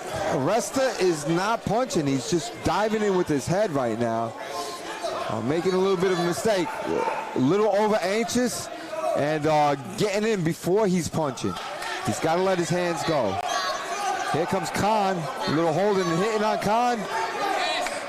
He probably saw Mayweather do it and tried it himself. So Khan is throwing him straight up the middle, and he's keeping his punches straight. You know, the fastest point to any target is right up, straight ahead. And that's what Khan's doing. Uresta's punching around him. Well, Khan is throwing some hooks, too. He's throwing a 1-2-3 or a 1-2-3-4. He's grabbing the head a little bit there. I'm surprised he's not getting warned for it. He did receive a little warning. It was a little warning. Oh, okay. Like a pee-wee warning? It was a pee-wee warning. Okay, there we go. I'm just checking. All right, Uresta's trying to come in, and then that's when Uresta has problems. He threw some punches, and then he put his head down and came rushing in. Dave, by the way, these are too many rounds. Oh, I could see that. I could see. Because I've been talking for over a minute straight. Okay. Wow. Nice round. Two young men here showing what they have. Very impressive. I think Khan edged out the round. Yeah, I think you're right. I think you're right. Just clean, effective punching right up the middle. Absolutely. And Uresta was coming forward, but his head was in his way. He just kept leaning forward. He was over anxious coming in. And, you know, sometimes when you're over anxious, you come running in. You know? That's right. That's right. He wasn't doing anything that was effective. That happened to us. Remember when we went out to eat and we took Edison? He got ahead of the fork and knife and just started going. I mean, his hands didn't even get involved. Listen, Edison just dived in. Light, baby. He had the waiters confused. He had the waiters confused. They were scared. The waiters were afraid to put anything in front of him because he was just charging ahead. When I hunt my food. That's what we're talking about. Round number 2. All right, so let's see if Uresta in the red can, again, he's coming down. But to his credit, he's not just putting his head down. Khan is grabbing his head. Right, but Uresta is charging straight forward. So Right. Khan is being smart. There goes Khan shooting out his jab. All right, now here's Uresta. Watch when he comes forward. Khan is grabbing him. There we go. Now Uresta's doing the smart thing. He's staying on the outside a little bit. See, there goes Khan with the headlock again. That's a straight-up headlock. No warning at all. Not even a pee-wee warning. He's getting spoken to now. If he does it again, he'll possibly lose a point. I agree with you. He's definitely holding on to Uresta when Uresta brings it. All right. And Khan doesn't need it because Khan has good punching. Right. You know, look at him throw the punches. Uresta with the hook. I just think that Khan gets flabbergasted after he lands his punches and Uresta's in his face. He has to move away. Dance to the side. Give him his lateral movement. Get Uresta off of him. All right, here we go again. Uresta has his hands up, tries to throw a hook. Khan is throwing some good punches, and they definitely made adjustments for each other. Here we go. There's the grab again by Khan. I'm telling you, this guy's a grabber. Right, so what Khan has to do is he's landing his great punches, but then he's standing still instead of stepping off to the side. That's the problem. There we go. He grabbed him again. There's got to be a warning. There it is. He's going to lose a point. Yeah. That's a point. Yep. Losing 1 point for holding. Absolutely. And the adjustment he has to make is after he lands his effective punches, he just has to step off to the side. Absolutely. You see, he steps back instead of stepping off to the side. And here comes Uresta trying to bring it, and Uresta landed a couple of hooks. And now the round has gotten a lot more interesting. A lot more interesting. So I would say that was Khan's round up to the point that he lost the point, and Uresta made it tough. So you're saying up to the point when he lost the point. What point are you trying to make exactly? The point that I'm trying to make is that if he didn't lose that point, he would have clearly won the round. However, because the point was deducted from him, he may be down 1 point and may be even on points. Now that makes sense. All right, so let's take a quick look at it. So you're gonna see Khan throw some punches and then throw a left hook and turn it into a headlock. Ready? Let's go. You see, throw these punches, and now watch this left hook. There, turn it into a headlock, and that's why he lost a point in that round. And Dave, by the way, that's the point of view camera. That's what it is. And there's another point for Ernie Morales, who's happy whenever we say the word point. Oh, nice 3-punch combination. Followed up by a 4-punch combination by Khan. And look at the wrestler. The wrestler's starting to come forward, but not as effectively as Khan, who's throwing a lot of punches. But Khan's holding on again. He's going to get himself in trouble. Yep, and Will Ferrell, I'm sure, talked to him. Khan is showing he wants this bout. He's working. Yeah, he's really throwing some punches. But wrestler's not to be denied. The wrestler's putting his head down, biting his gum, and he's coming forward. Right.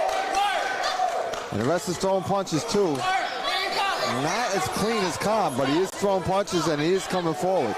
And Khan turned the wrestler around and landed a 3-punch combination. He's holding them. There we go. Nice clean break. That's good. And they are boxing better. They are. But you can see Khan is starting to get tired. Yep. And referee Will warns him again for the holding. Wow. And he pushed wrestler down. Khan creating distance for himself, give himself some rest. Yep. Nice, great move. Veteran move there. Throws a 5-punch combination. 6, 7. Wow, Khan's finishing the bout strong. But you see, now he has to move. Ernie, when you said 6 and 7, I think that he was up to a different combination. I'm just saying. You're counting punches. I don't consider it a combination if he moves off. Just say it, Ernie. I would agree with you. I'm just impressed. Yes, 10 you seconds. are. 10 seconds left, and Khan is digging down. So is Arresta. And Arresta would be just a little bit better off if he didn't come in head first as much. Wow. Khan left it all out there. I'm going to say he pulled this decision off. Definitely earned out a close decision. Let's take it up to Edison. What you thought about this bout? Man, these young champions, man. These are young champions. That's all I got to say. They put their heart out there, and they're doing their thing, baby. I love it. I love it. I love it. Yeah, they're young champions. They're young champions. And you know what happens when they get older? They'll be older champions. That's right. That's good. What a great fight. What a great fight. These guys were great. And that's great with the capital 8 with the GR in front of it. Great. Love the effort by these two young athletes. Absolutely. Absolutely. So Muhammad Khan and Nicholas Uresta.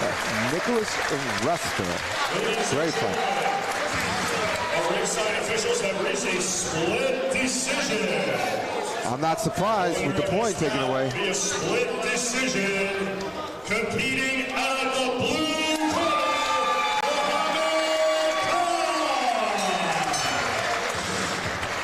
And no doubt that was due to the point taken away.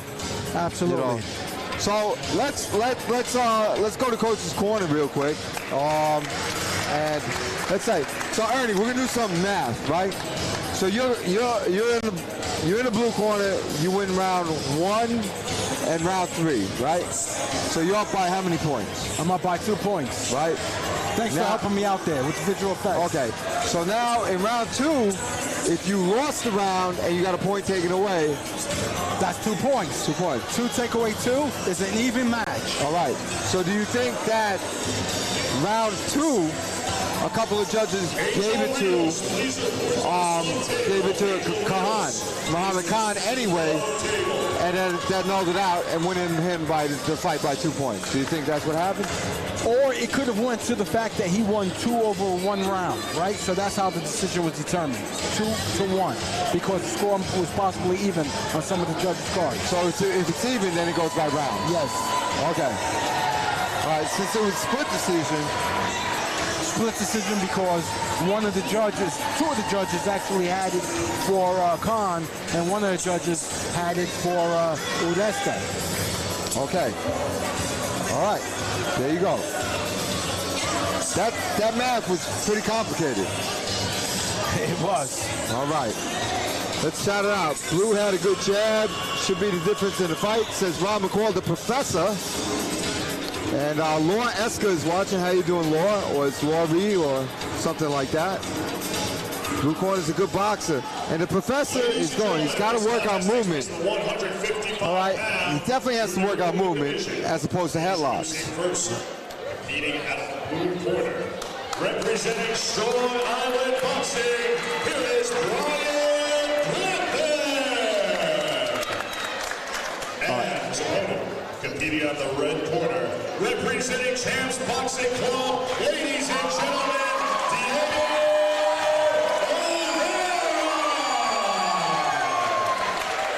Diego Oliveira in red and Brian Griffith, Strong Island, in blue. And this is going to be competing in the 155 JO division.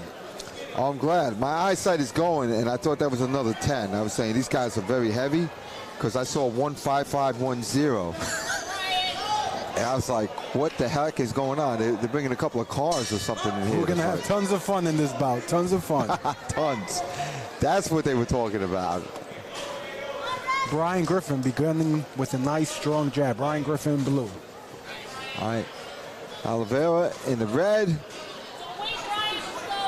Just setting up. Not quite establishing anything yet except his stance. And Griffin lands an effective jab. Two nice jabs. That's a nice jab by Griffin, I'll tell you. And he has nice lateral movement, left and right. Okay, so Oliveira's got to decide what to do. I thought Oliveira was going to be like a Russian type of guy, but he seems to be on the outside so far. That looked like a slip, right? That was definitely a slip. He got hit on the top of the head, but he slipped. He was off balance. Yeah, Good call by the referee. Referee will. But Griffin comes right back with two effective jabs. Yeah, Oliveira got a jab in there as well. Looks strong. 1-2 by Griffin. And Griffin landed another 1-2 that looked pretty hard to me. And here comes Oliveira. And Oliveira is charging like a bull, and Griffin fights it off like a swarm of bees.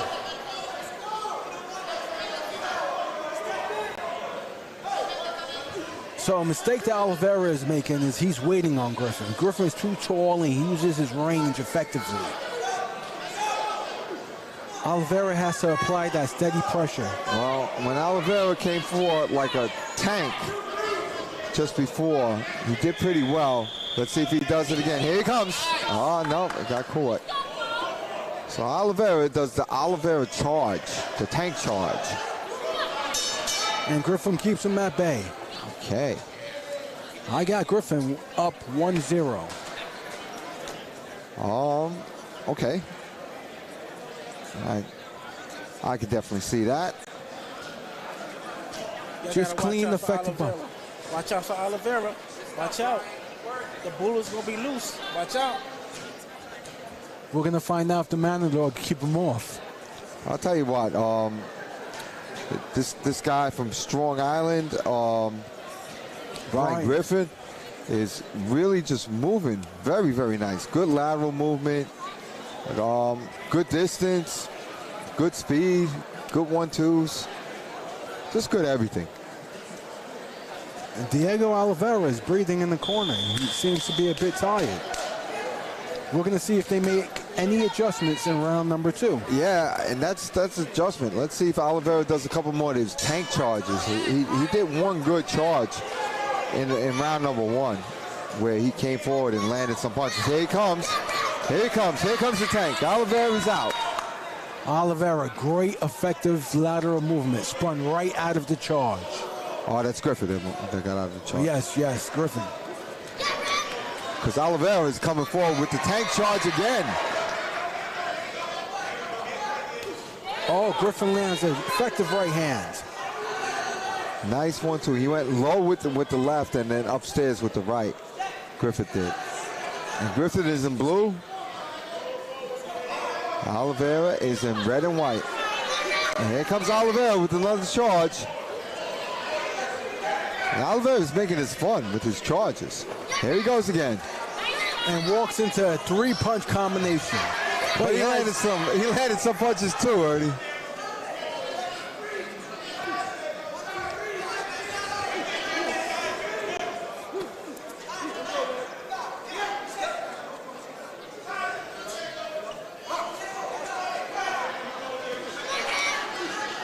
So Griffin is he's a bit tired. He's starting to breathe, and Oliveira is working him. Yeah, he's working on. He's got the tank charge, and he's coming in. They exchanged in that corner. I'll tell you what, Oliveira could take a punch, though. Look at him come forward again. And it's not like Griffin isn't hitting him. Griffin is hitting him back. Referee calling the 8 count. Effective right hand. You know, up to that point, I thought Oliveira was winning the round and making a strong charge. He still has an opportunity to win this round. He just has to finish strong. But Griffin lands another tremendous right hand. And look at Oliveira. He's a tank. He's not to be denied, Ernie. You cannot deny this Oliveira. Oh, my goodness. Good. Wow. Good So, action. You know, I say right now we have Good it 1-1. stuff, baby. Good stuff. This is a 1-1 bout. It's a 1-1. I see it. It's a 1-1. Oliveira and Griffin, man. Woo! Very, very nice. Very, very nice stuff. Ladies and gentlemen, Alex Happy is going around. One final chance to get your tickets for the 50-50 raffle. One final chance. See Miss Alex. So a doctor's Really? coming up just to look up at Oliveira's nose. He has slight nosebleed. You know, I believe that this bout comes down to this round. Who wants it more? Can the Matador keep the bull away? We'll see. Or is the bull going to charge and run the Matador over? Right, right. Here we go, seconds out. We're going up to the ring. Round 3, last and final round. And what a good match this hit. Let's see if Oliveira charges. And here comes Oliveira. But Griffin's throwing hard punches to keep Oliveira at bay. Absolutely, and Griffin's using that footwork once again. Here comes Oliveira. Get ready for the charge. No, Oliveira pulls back. Walks around, stalks his fate. There he is. Oliveira's in again. He's in. And he's coming forward. All right. Oliveira's breaking it up a little this round. Griffin is still on the move. Here he comes again. Here's Oliveira. Right hand after right hand. Wow, Oliveira is just showing a little more than Griffin at this point. Absolutely. He's got heart. And again, look at Oliveira land those right hands. Griffin lands a big right hand, and Oliveira walks up. And hurts him, but he walks away. Oliveira recognizes it, and he's on top of Griffin. And here comes the tank. Look at Griffin holding on. Oliveira smells the weakness, and he's on him.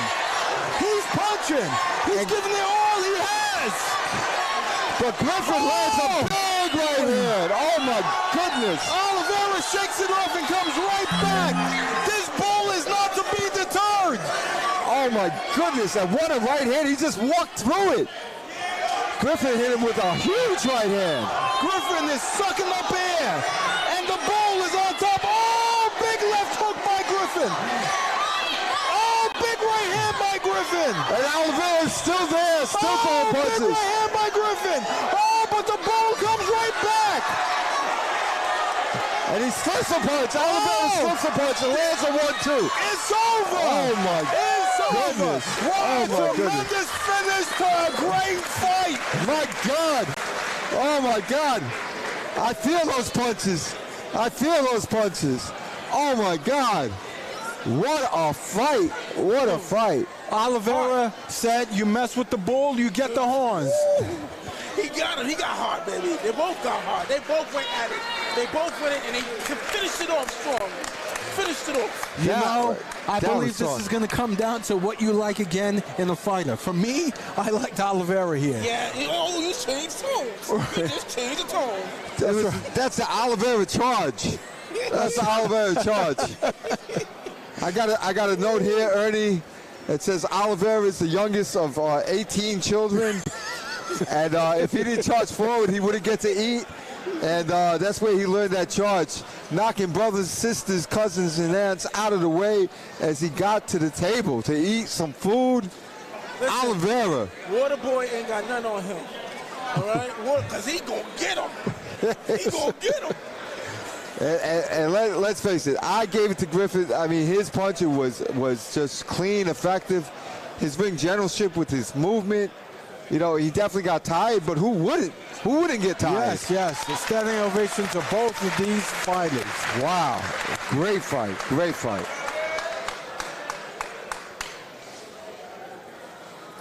Let's go ring announcer for the decision. Ladies and gentlemen, the winner of this contest, via unanimous decision, competing out of the blue corner, All right, but the decision for most heart has to go to Oliveira. Oh, You I know, agree. For bravery, for bravado. Oliveira just came in. Dave, I want to know where you got that note from about 18 brothers and sisters. I'm still perplexed by that. Somebody gave it to me, and I believe it was Oliveira's one of his older brothers. That's You know, that's the story. Oliveira still eats tonight because I'm taking him out to dinner. There ain't no 18 brothers and sisters. I don't know what he's talking about. They were fighting for food. It's all fun and games when you take one of the Oliveiras out, but when the rest of his family shows up and wants to get fed, you're going to be the one charging as you try to get away from the waiter who's going to give you a huge bill. He's going to give you a tremendous bill. All right? Play those games with the Oliveiras, and you see what happens. Come on down, Oliveira. Come on down. What a great fight. That was a great fight. That's amateur boxing at its best. Hey, would you guys share this link on Facebook and YouTube? Just share it, please, so we can get more views for these young boxers, so they can be seen all over the place. Okay, yeah, that sounds good.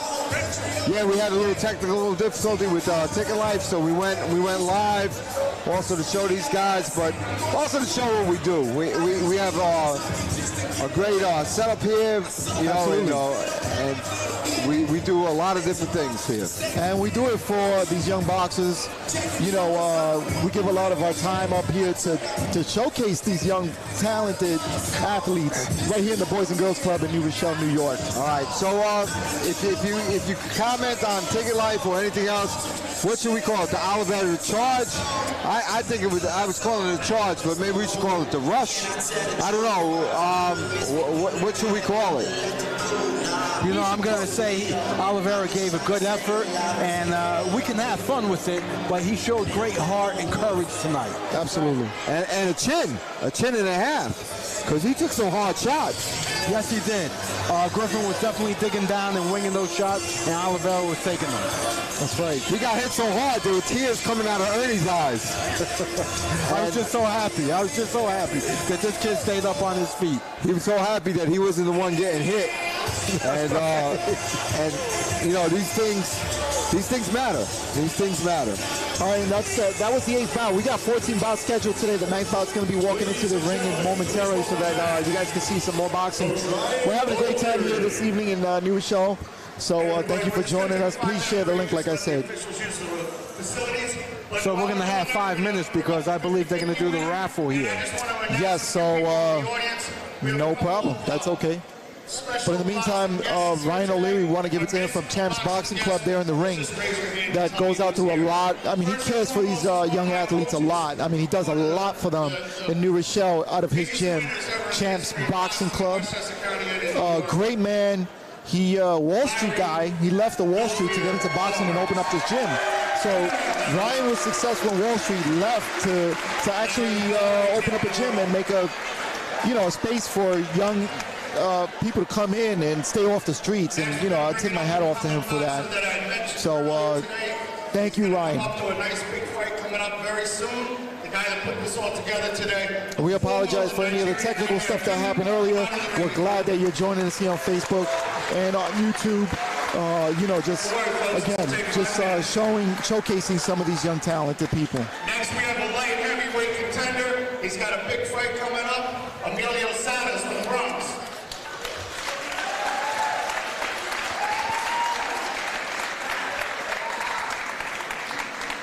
We got an undefeated featherweight. He's got a big fight coming up next month in Paramus, New Jersey for my gym, my boxer, Carlos All-In Venegas. Come on, Carlos. Come on up, say hello. 5-0. 5-0, 4-9. Now this guy's got a bum leg. You're gonna get mad at me for announcing him, but this is a welterweight, a junior middleweight champion of the world, probably one of the best ever to come out of New York State, and the owner of Morris Park Boxing Club, Aaron Superman Davis. He's not gonna come up, he got a wave, he just got a knee replacement. He's getting very, very old. And next to him is his father, Tumbler, he's a famous guy himself. And right there, and coming into the ring, is 1-0 prospect, Lou Maeda. Lou's got a fight coming up March 18th. He fights for Star Boxing. Lou's got a big one coming up. And I think I captured everybody, right? You didn't turn pro yet, bro. Don't give me that. When you come out. All right, so give it up to all these guys that put their heart and soul into it. Now they're giving back. All here for you guys. Now we'll do the 50-50. Thank you, guys. Thank you. So a couple of local professional boxers getting recognized for their effort. Goes Larry Barnes, showing some great moves in the center of the ring. Real quick, DJ. The winningest amateur ever to come out of Westchester County, I don't know how I could forget. Not only is she a female, but she's a 7-time Golden Glove champion. She's a 5-time #1 in the USA national champion. She was ranked as high as number 7 in the world. She fights and represents the United States in all international competition. And she's sassy. It's Crystal Dixon. The winningest boxer ever to come out of Westchester County. Has more titles than 5 men combined. Thank you. Well, we'll never see her face. 50-50, lady, where are you? Somebody needs to tell her that the mask mandate is over. I think she wanted to keep her identity hidden, like a superhero. That's true. That's true. I really want to see her. The most winningest person out of Westchester. We're getting exact count in a second, but we're going to do the 50-50 now. Alex, go ahead and pull it out. Tell me what we got. All right, so they're doing the 50-50.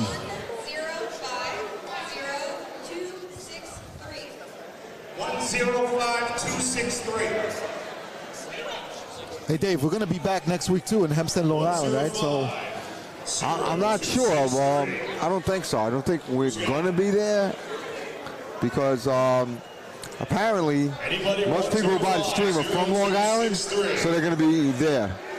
And Okay. that's as per Vice President Sonia Lomanakis. Gotcha. Sounds good. All right. Unless you want to go there and practice. 50-50 red flag tonight. Are we getting any today? Are we gonna get any graphics today? Or? Yeah, we got a couple things going on. All right. All right, so got a few things going on.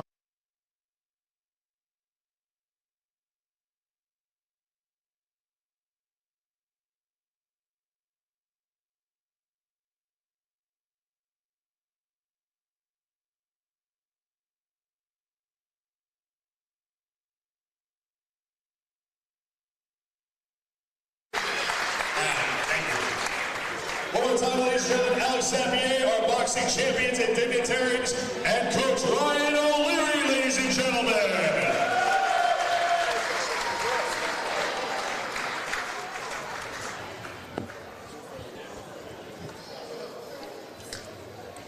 Competitors for our 9th bout, please report to ringside at this time. All right. So we're gonna be up and running again.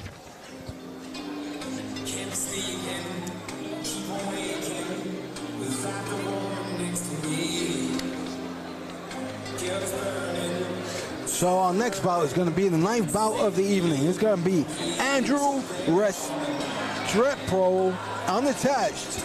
And he's going to be facing off against Angel Rios from the Carlos Ortiz boxing gym. And this is going to be contested in the 90-pound intermediate division. 90-pound intermediate. Yes. Okay. And if you're 90-pound intermediate, what are you between, Ernie? 100 pounds and 80 pounds. Ah, right on the money, my man. You know, that was all the math lessons that Dave Seeds gave me last week. I'm a math genius this week. I studied. And our referee is going to be Cassie O'Connor once again, which is great because she has to keep these young boxers in check. In check. In check. They need to be in check.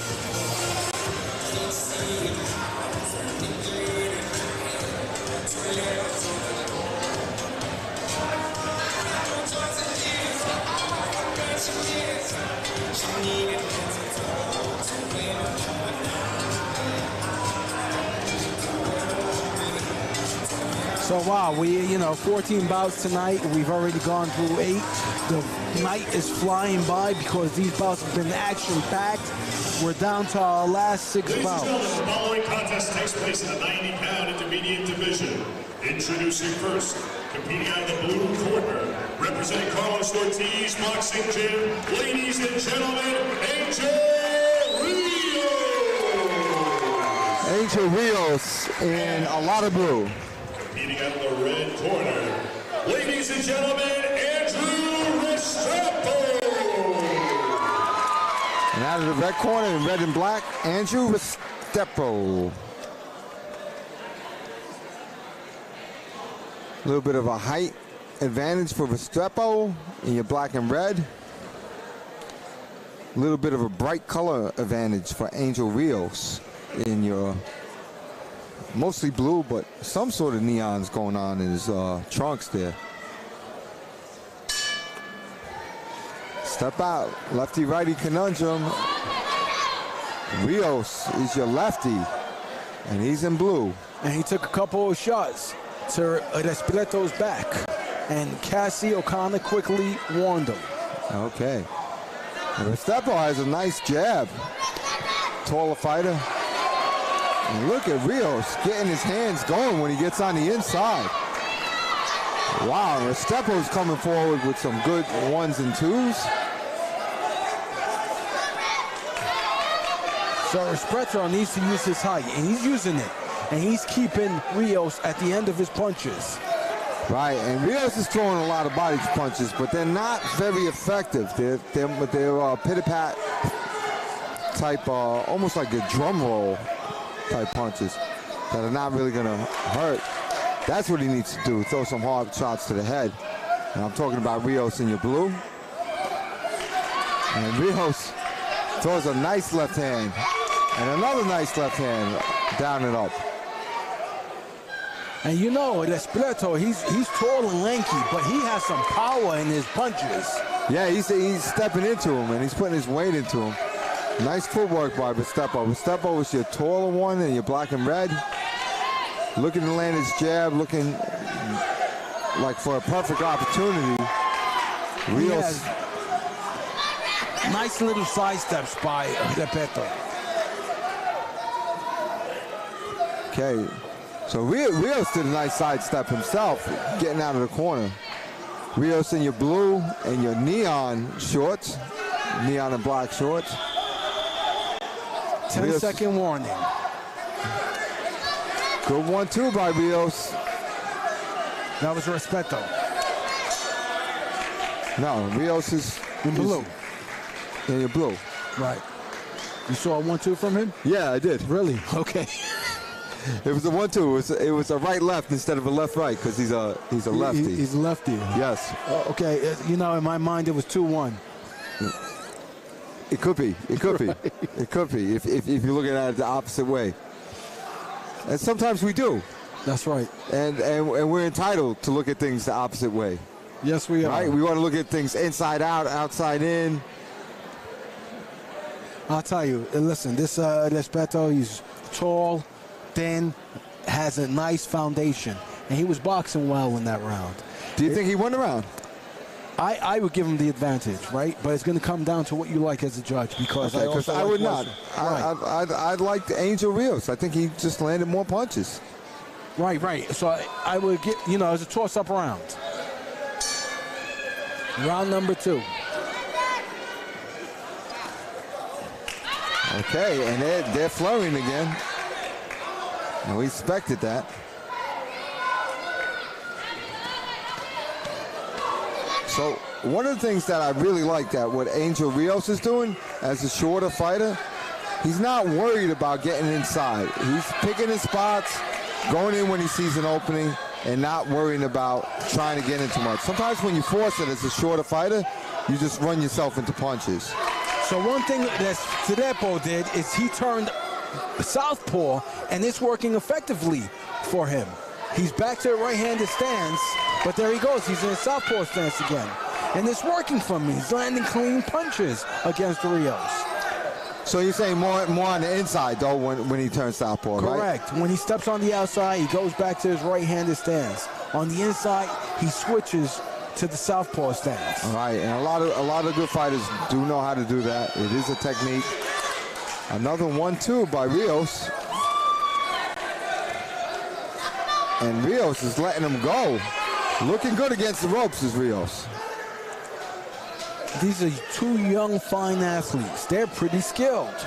Absolutely. I like to see Estepo work a little bit more on landing his jab, because he does have that range. He's just got to step in. He threw a 1-2 and came nowhere near Rios, though, with it. Right, but Rios is an effective counterpuncher. And Rios has that little adjustment that he makes when Estepo comes in. Made an adjustment right there and slipped an uppercut to Rios. 10-second warning. Nice check hook by Estepo. Oh! And return check hooks. Wow, that looks really good. Another good close round. Yeah. Wow, this is a closely competitive bout. Whew. I don't know which way to go. They're both giving in their heart. They're both doing their things. Right, it's going to be a tough call. I believe it comes down to round number 3. Who wants it more? And who does want it more? I'm sure they both want it, but will it translate out? Closely contested bout number 9 of the evening between Andrew Restrepo, who's unattached, facing off Angel Rios from Carlos Ortiz Boxing Gym. This is the 90-pound intermediate division.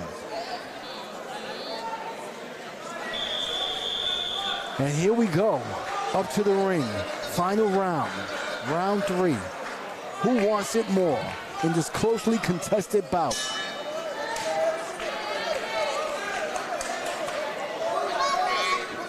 Facing off in the center of the ring.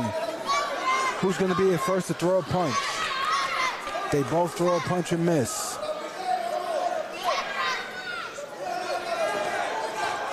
And now they're exchanging in the center of the ring. And Rio seems to be getting the better of that exchange.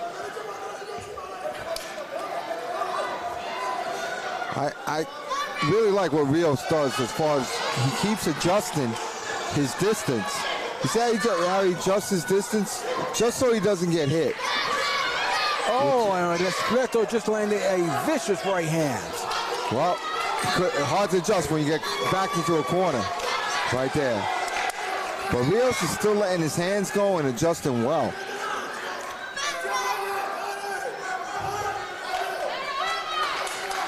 See, Estepo is not establishing a jab at all. Right. I would like to see him use his height advantage and definitely stick to the jab. And for the same token, Rios also is not establishing a jab. And Estepo is starting to dance around. Don't know what that's about, but I don't know what that is. Yeah, I don't know what that is about. And, that's going to cost him. Yeah, they don't like that in USA boxing, the judges. Stick to the boxing, stick to the basics, and earn this victory. Absolutely. Wow, Rios just missed.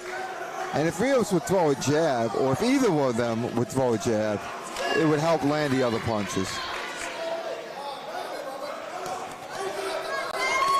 Nice three-punch combination by Estedepo. But Rios comes right back.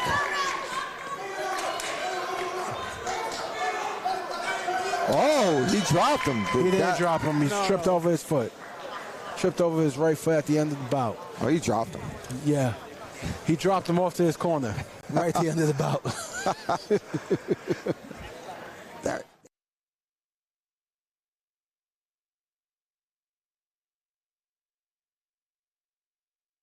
Let's go up to our all-in.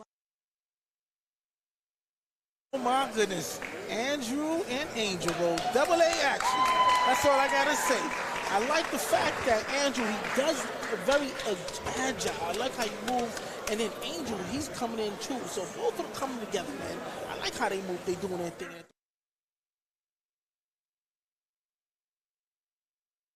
All right, it's going to come down to, you know, how you pronounce things. Tomato, tomato, Polish, polish. It matters. It's your preference. It's your preference. I agree with you. Or your preference. Right. Ladies and gentlemen, the winner of this contest via split decision, And competing out of the blue corner, Angel Rio. Oh, and check out their hair. Edison, can you zoom in on their hair? They both got some crazy hair going on. Look at those styles. They are flashy, and they're going to be really good entertainment. They both have tails. One has two tails, and one has one tail. Wow, it was a closely contested bout, and it showed in the judges' decision. All right, so give me the thing in a second, for a second. All right, so we're gonna take a look, and this is what you're talking about, check hooks. So first, we're gonna see Estepo throw a check hook, and then it's gonna get returned. Watch the check hook right here. There you go, here it comes. And it's going to come right about here. There's the check hook. You saw Estepo throw it. Now right here, you're going to see Rios give him one right back. Boom, and there's the check hook. A battle of the check hooks in round number 2. And none of those checks bounced. There we go. That was good. We're back, and we're going up to our 10th bout. And in our 10th bout, we're going to have Ali Patrach from Champs Boxing Gym. And he'll be facing off against Alex Kange from Savage Boxing and Fitness. And this will be contested in the 165-pound novice division. I just want to see how the ring announcer pronounces these, as opposed to the way you pronounce it, because I have no idea. Ali? How to say Ali's okay. This next contest takes place for But Patrach? I don't know. Patrach? I don't know how to say that. First, competing out of the blue corner, representing Savage Boxing and Fitness, here is Alex Kange. See, Kanji. I would have said Kange. I would have messed that up. Competing out of the red corner, representing Champs Boxing Club, ladies and gentlemen, Oliver Patrach. All right, Patrach. Whoa, height disparity syndrome is in effect as Ali Patrach towers over Alex Kange. And he's staring Alex Kange down, and Alex Kange doesn't want to look into his eyes. Bro, if Alex Kange doesn't watch out and he looks up, he might look into the lights and mess himself up. So I think he did the right thing. Let's see what these two athletes bring. What skill set? All right. Let's see how Kange handles the height disparity syndrome, which is staring him. And Patrach is your taller one. That's right. Nice jab, too. Leading with a nice jab. All right. Kange seems to have no problem. He threw a jab and got in, moving his head nice. Kange is your shorter fighter with the orange shirt. Overhand right, uppercut. Kange seems to have no problem with the height disparity. Petrucci threw a 1-2, but Kanji slipped it. Right, and Kanji's working on the inside. I like the mix-up I see so far. Good head movement by Kanji. Petrucci with a good jab, but very, very basic. He needs to switch it up just a touch so he can land it. You know, I think it's a matter of these boxers just getting comfortable. They're feeling each other out here, and we're going to see them open up soon. Okay, Petrucci did open up he threw a triple jab and landed 2 of them. And a right hand. Petrucci is your taller fighter, red and blue. And there he goes. He's letting his punches go. But I'll tell you what, Kanji has long arms or something, because Kanji's right there and he's landing jabs as well.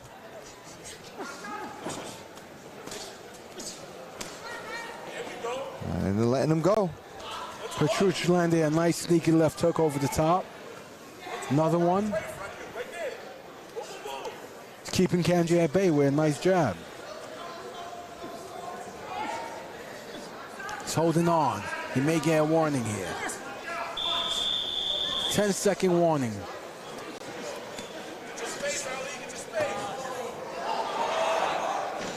Turn Kanji around.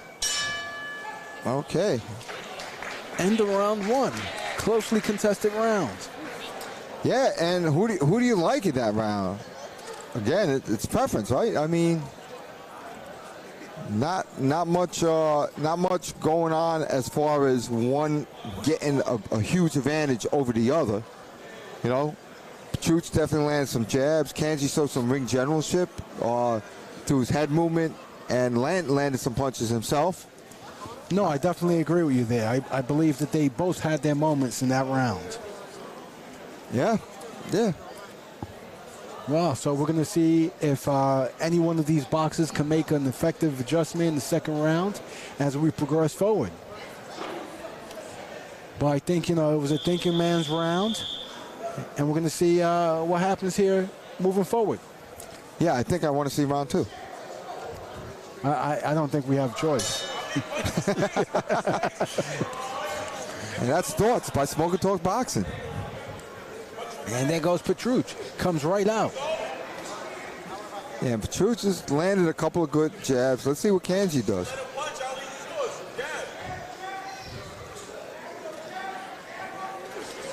So Petrucci is making Kanji earn every punch. Now he is. Yeah, he's throwing his jab with a little bit more sting in it this round. As I stated in the first round, I think it was just a matter of them finding their range. Petrucci has found his range, and he just landed a mean right hand against Kanji. Yeah, absolutely. And Kanji dipped down a little bit. I don't know if that was from reaction from the punch or a defensive move. But it did look like it affected him, that right hand. And Kanji's got a score. I mean, he's moving well, but those punches are not hitting him hard. And to me, or did he look like he got rocked by that right hand? Petrucci landed a good right hand, and Kanji's holding on now. It looked like he got rocked. Right, he's holding on. He hasn't punched since that right hand. And here we go. There's another right hand. There's another good jab. And Petrucci's figured it out. He's on him. He has to give himself some room. I'm actually surprised that an 8 count wasn't called. It looked like he hit him with a few punches. Kanji's just holding on. Nice left hook on the inside by Petrucci. All right, so Kanji's got to come out of this. Oh, he's going to get an 8 count. And it's about time. He got rocked about 3 different times, I'd say. 10-second warning. So the round's going to end, and it's definitely going to save Kanji.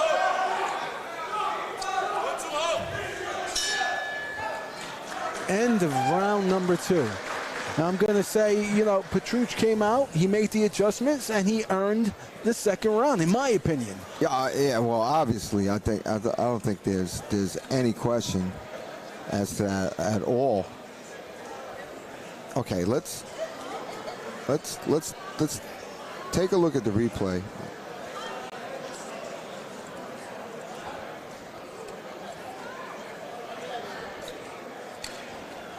Okay, you're gonna see Petrucci land his right hand right here. Let's take a look at it, and look at right there, and look at that reaction by Kanji. I mean, he was definitely hurt. They could have called an 8 count right there in that round. No, I definitely agree with you there. He was given leeway, and it happens sometimes. You have to use that to your advantage. You have to make that adjustment and come right back. And that first right hand that you had called, Ernie, that looked like it hurt him too, right? The bout is over. The bout is over. They've removed the gloves from Kanji. Yeah. Kanji looked like he got hurt. So before Cassio kind of called it, they called it. Wow, didn't see that coming. It was a competitive bout up to that point. I'm not sure. You know what, Ernie, you and I were calling it. He got hit several times. I think he got hurt like 4 different times. An 8 count could have been called.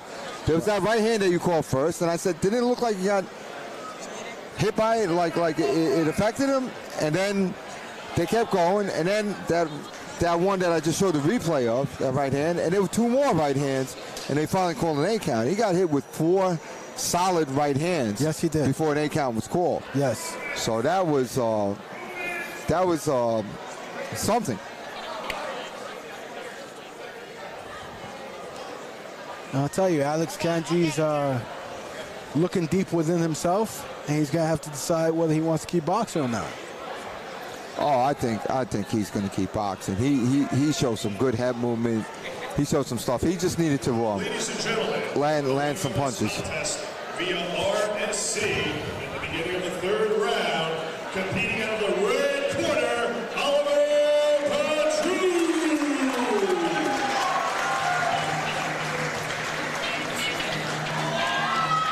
Wow, and once again, I want to remind the fans that are watching us stream.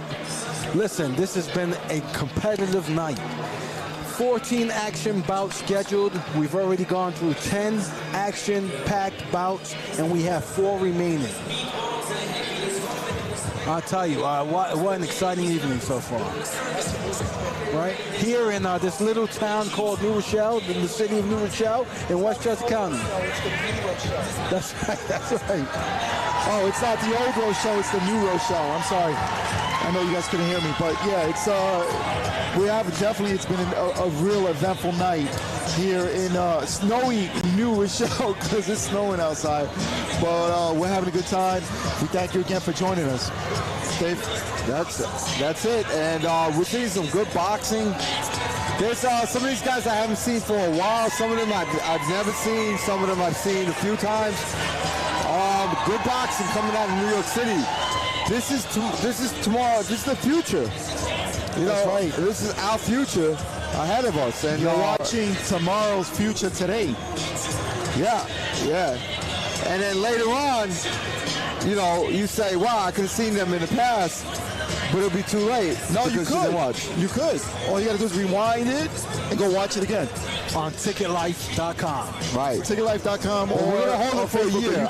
I think 2-3 years down the line, we're going to see. Oh, yeah. We've covered some guys. Yes, we have. That have been in our tournaments that have turned pro. Yep. And some of them doing very well. Very well. You're going to watch them on the zone. You want to say their names? We got Bruce Carrington. Yep. Right. Rashad Mati. Nikita Bobby. Right.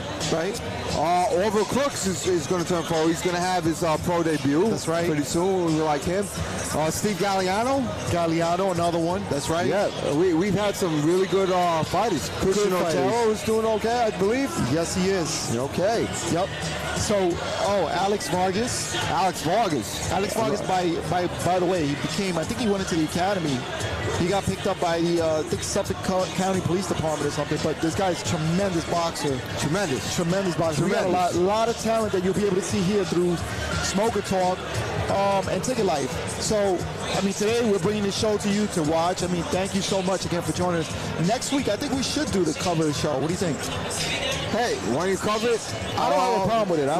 No, next week is the 19th. We're covering something else. Okay. Next contest takes place in the 139-pound novice division. All right, let's go up to the ring. Introducing first, meeting out of the blue corner, representing Savage Boxing and Fitness, ladies and gentlemen, Mark Ellison. His opponent, hitting on the red corner, representing Champs Boxing Club, here is Jordan Miller.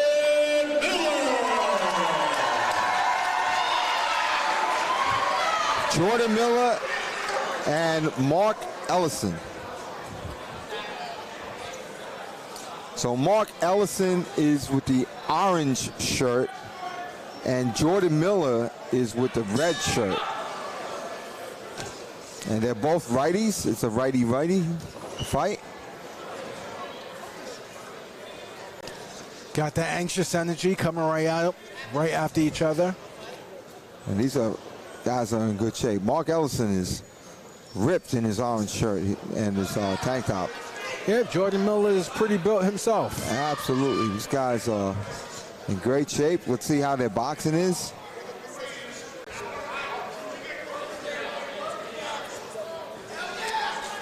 And Mark Ellison is very comfortable moving around, dancing on his feet. Jordan Miller is more of a straightforward type of guy, trying to come in, throwing a hard jab, trying to land some punches. And we got I think we got a little bit of a power guy going against a boxing guy. But I'll tell you, Jordan Miller's just not walking straight in. He's moving side to side as he walks forward. A little Tyson-esque of him. Keeps his hands up nice and high. I like that. And Mark Ellison, even though he's not very, very tall, he moves around like a good boxer, has a little bit of an Ali type style to him. Classic American boxing, bouncing on his toes, moving around, throwing a sharp jab. Miller just dug to the body with a nice liver shot. And he's holding on, Jordan Miller is in the red. So it's good to come in with those type of punches, but the thing is, if you don't hit very, very hard, you're not going to have that same Tyson-esque effect. That was the 10-second warning to end the first round. Okay, good round there. Good round. Good competitive round. You know, I think it comes down to, once again, what you like, right? Yeah.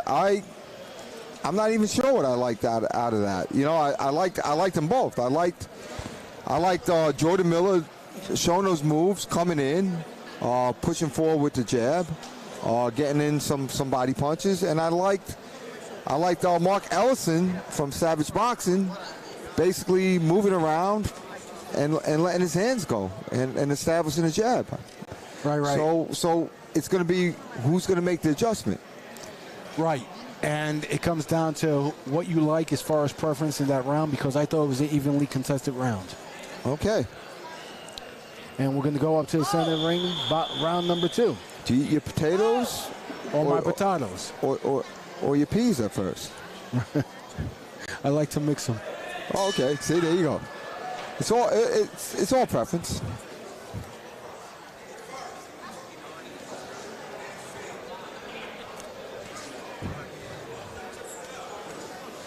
Okay, and again, you see Jordan Miller in the red, trying to come in, following his jab in. A lot of head movement. But threw 2 effective jabs and landed.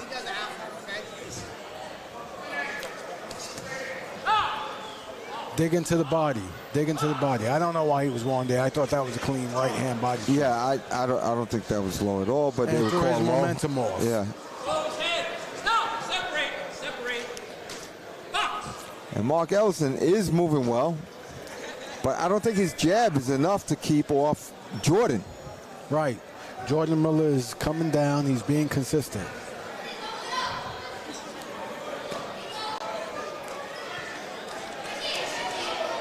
Great exchange in the middle by them, both. There goes Jordan, walking in with a jab behind the jab, which is nice.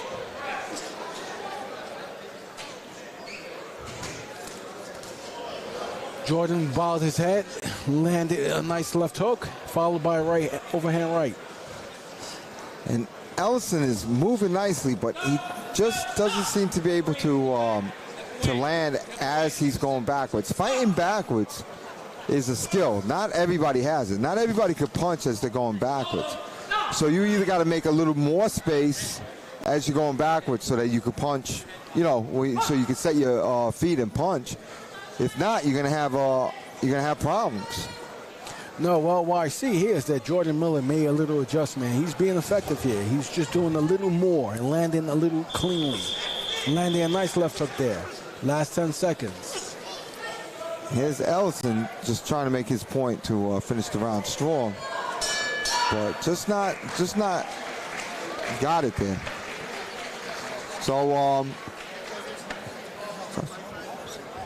So, you know, I'll tell you, in that round, I thought that Jordan Miller made the adjustments and squeaked it out just by a hair. Okay, so to me, Jordan Miller made no adjustment and did the same thing he did in round one, but maybe a little bit better. Okay, and then that would be that hair. So I don't consider it an adjustment because he did just more of what he did the first round. But with Ellison, as he's moving backwards, to me, you either got to be able to punch going backwards, which is very hard. Not everybody could do it. Or you have to create more space so that as your opponent comes in, you could set yourself and let those punches go. And I don't think he's setting himself. I don't think he's getting himself. I don't think and give Jordan Miller the credit for that. Let's go up to the ring. Round 3, last round. Right, and it's a close fight.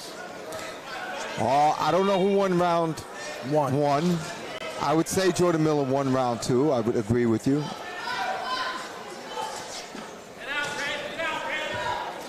See right there, Ellison has got to decide what he's going to do right there. Instead, they both got tangled up and had to be broken up. So right here, Ellison's moving. Now he's got to punch. He's got to set his feet and punch. And he's not throwing enough punches to me. Right. Which is a shame because he does know how to move. It's just that he doesn't know how to move and punch, which is a little bit different. With Jordan Miller, it's easy for Jordan Miller because he's coming forward and throwing punches.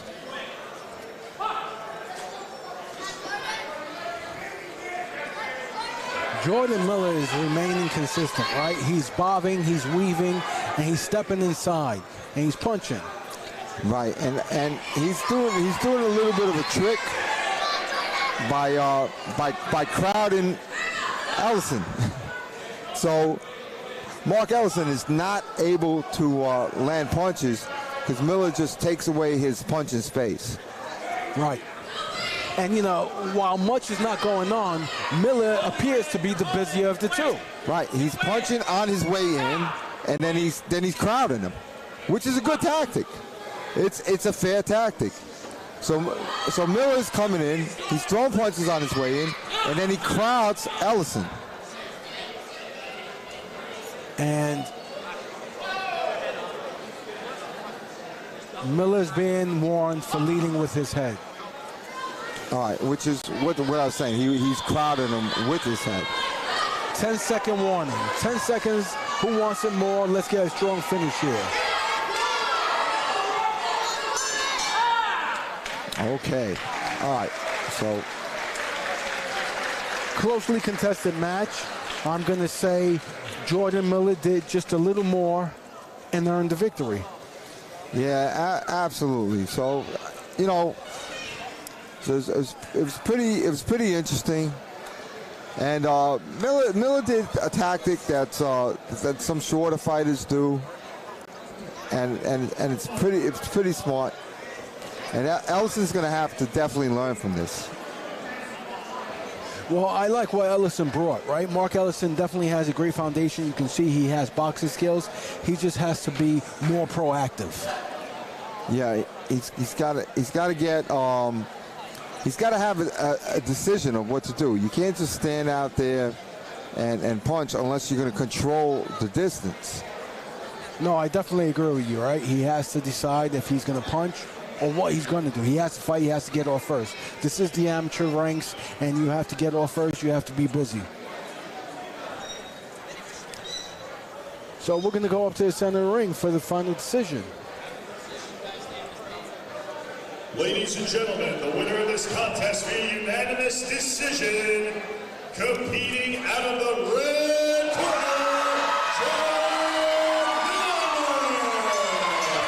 Okay. Good fight, good fight. I believe that was the right decision. I believe it, but let's take a look at a little bit of a tactic. So you have Jordan Miller coming in here, and what he's going to do is he's going to come forward, and I'm just going to stop it when I show you. So he's punching his way in, and then right there, this is what he does. This is why he got one.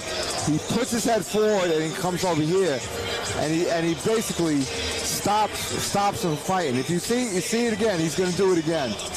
Watch how he does this. He's going to work in, and then he's going to shove his head in there and stifle it. So it's good tactics.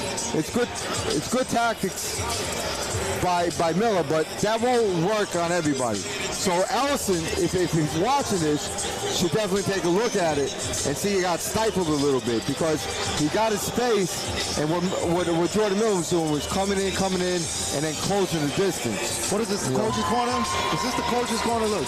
It sounds like the coach's corner. It sounds like the coach's corner. I would say it's the coach's corner. Okay, it's the coach's So corner. today's point, what Ellison needed to do to Miller was when Miller did caught him there, was to grab his elbow and just to turn him and get on the side of him, creating that distance so he could come over the top. Right. Another thing you could do is when somebody's putting their head down in there, is you could put your head, pretend it's a punch like this or like this, and then just shove it in their face, and just give them a good shove. So it's a push, but it's disguised as a punch. Coach's corner, if they do a little dirt to you, you gotta do it back. I agree. Not that Jordan Miller was dirty, but he was using some pro tricks. Jordan Miller was doing some pro tricks. He was cutting that distance and then stopping Ellison from punching, I which gotta was say never something. tough. You guys are funny because you remember Signing Live years ago? Hans and Franz?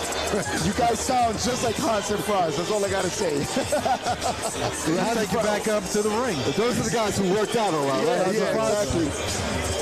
Take it back up to the ring so we get ready for our first female bout of the evening, bout number 12. And we're going to have Kathy Jimenez from Champs Boxing Gym squaring off against Sarah Cunningham from the Last Round Ladies Boxing and gentlemen, Club. this contest takes place in the 132-pound female division.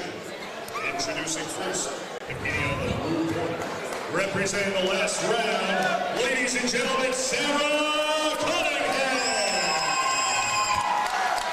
And Sarah Cunningham is ripped. Oh my God. I'm glad you noticed that. I was looking at that myself.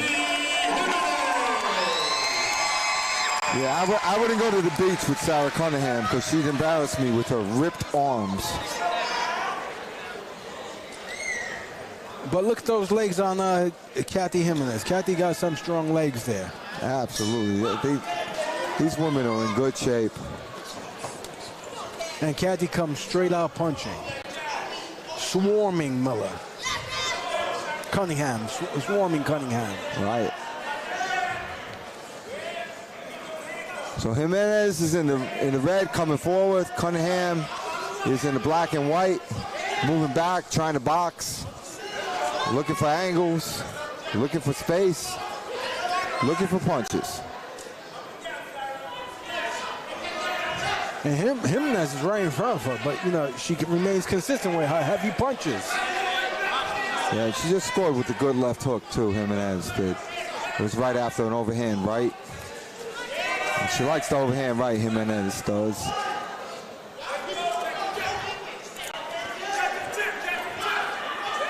And Cunningham is on the outside, but she's got to establish a jab to keep Jimenez off of her. Right, Jimenez is eking her out just by a hair here, landing clean, effective punches on the inside. And coming forward too, like a bull, when necessary. But she is investing in the body.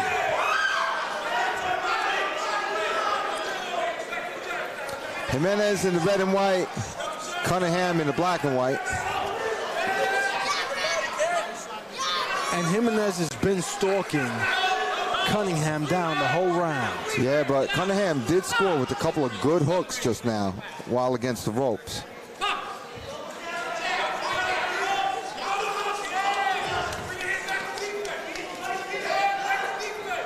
Jimenez has Cunningham up against the ropes.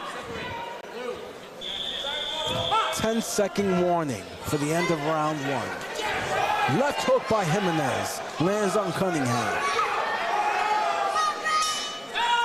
Okay. Wow, what a good round. Good round. Good round. A lot of action there, and we're thankful for the females because they bring it. There's no question how they bring the punt. I'm gonna say Kathy Jimenez did just a little more to earn that round. Yeah, I think she threw more punches. Her aggression was very effective. You know, and they looked really good. Yeah, but Jimenez definitely came forward and threw a lot more punches. I would think. Let's see if aggressive. right. Let's see if Cunningham can make adjustments in the second round. I don't know if Jimenez can keep that pace up. She seems like that's what she has. She's going to come forward charging, but can she keep up the pace? Yeah, that's a question. That's a question. We've seen Kathy Jimenez before, and she can fight. And we've seen Cunningham before too. And look at Cunningham. Cunningham looks like this is her adjustment, to throw punches and to try to come forward. But they're all tied up, and they have to be broken and separated. Absolutely.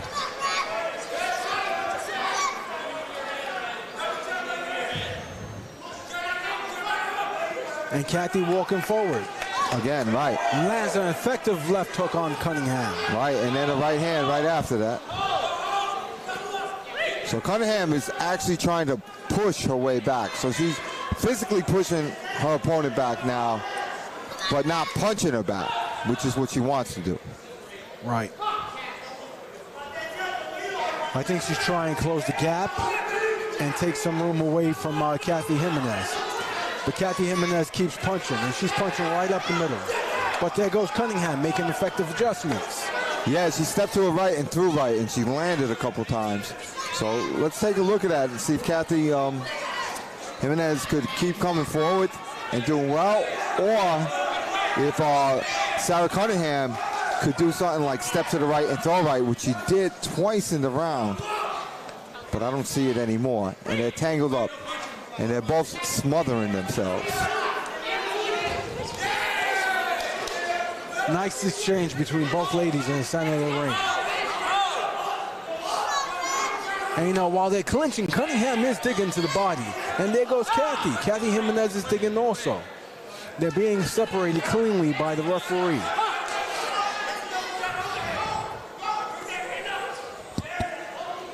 There goes Jimenez. Once again, walking in. Right, and throwing those hard, short shots. 10-second warning for the end of round number 2. Okay, so, all right, let's bring it to Coach's Corner. So, Coach's Corner is, so Cunningham is somebody who really needs to extend her punches.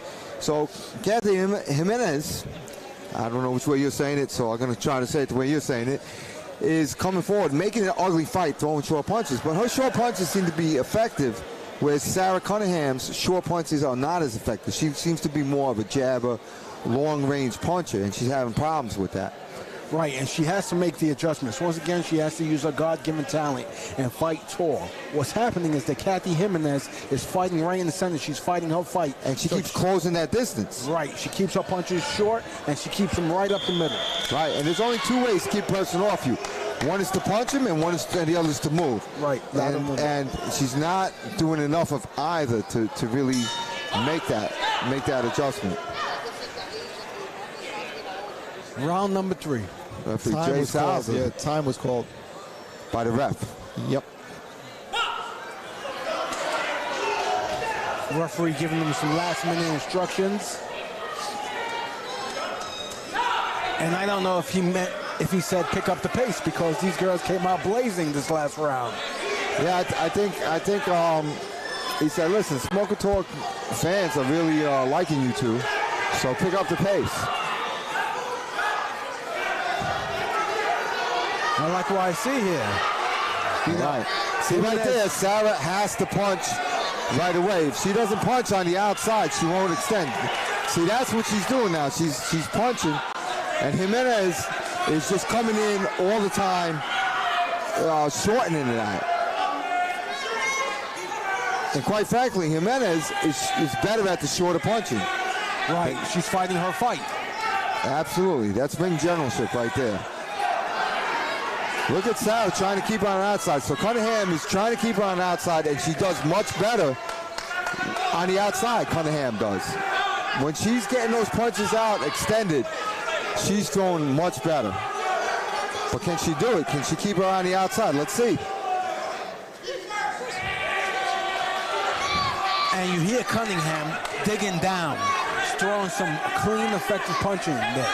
Okay. And she's landing. But she is smothering herself by coming forward. She needs to stay on the outside and not move her feet forward.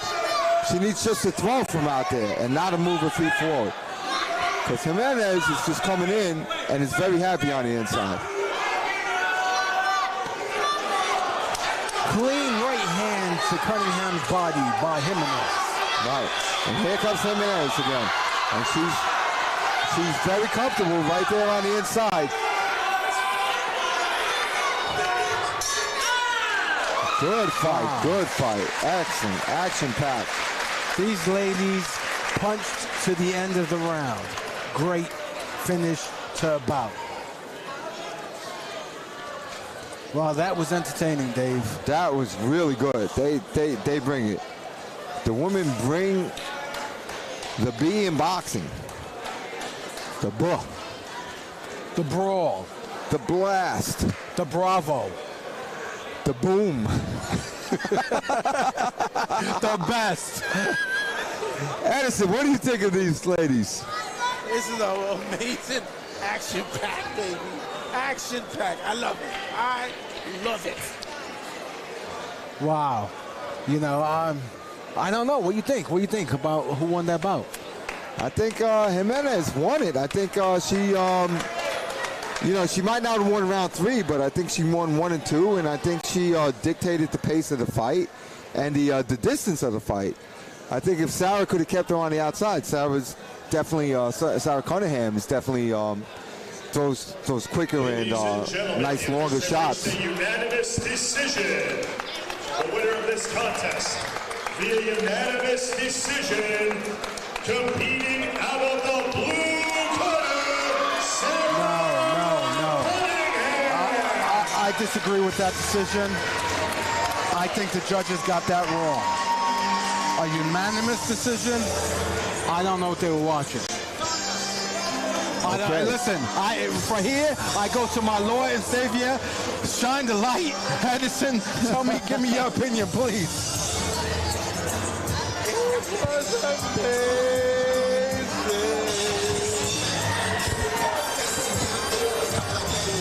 Can you hear me? Can you hear me? Can you hear me? You know, sometimes I pray, and I wait to hear the voice of the Lord.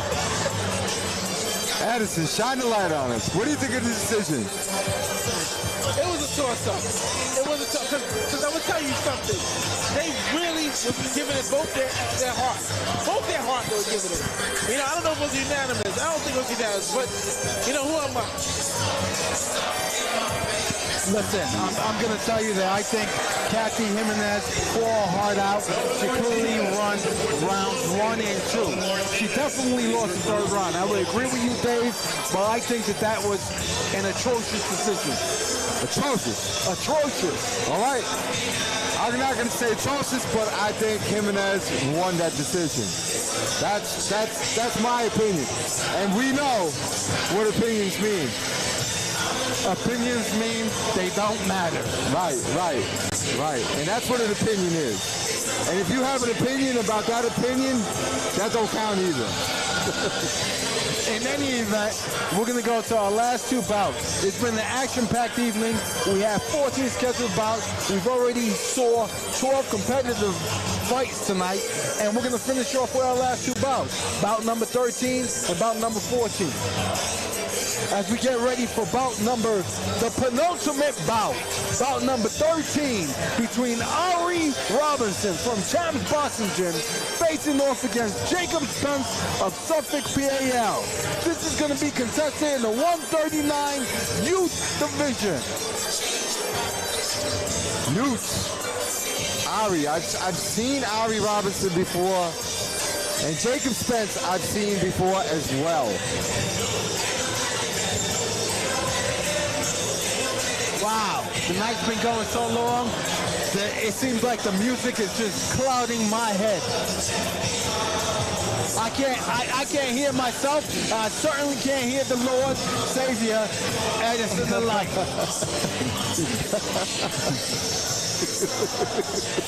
Alrighty, maybe it's the clouds in your head. Got a cloud in your head.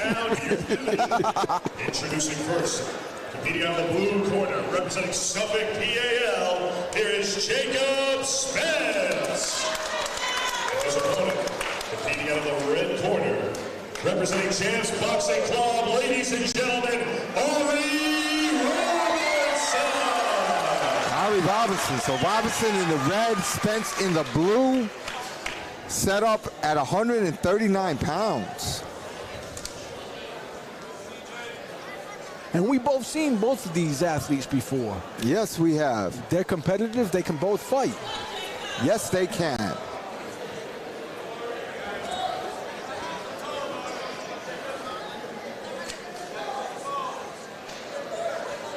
Here we go. Round number one. Referee Will Ferrell.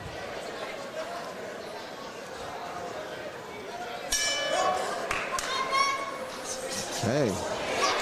So Ari comes out with a couple of right hands right off the bat. Spence trying to establish his jab. And Spence is coming forward. Spence pushes Robinson back to the ropes before getting broken up.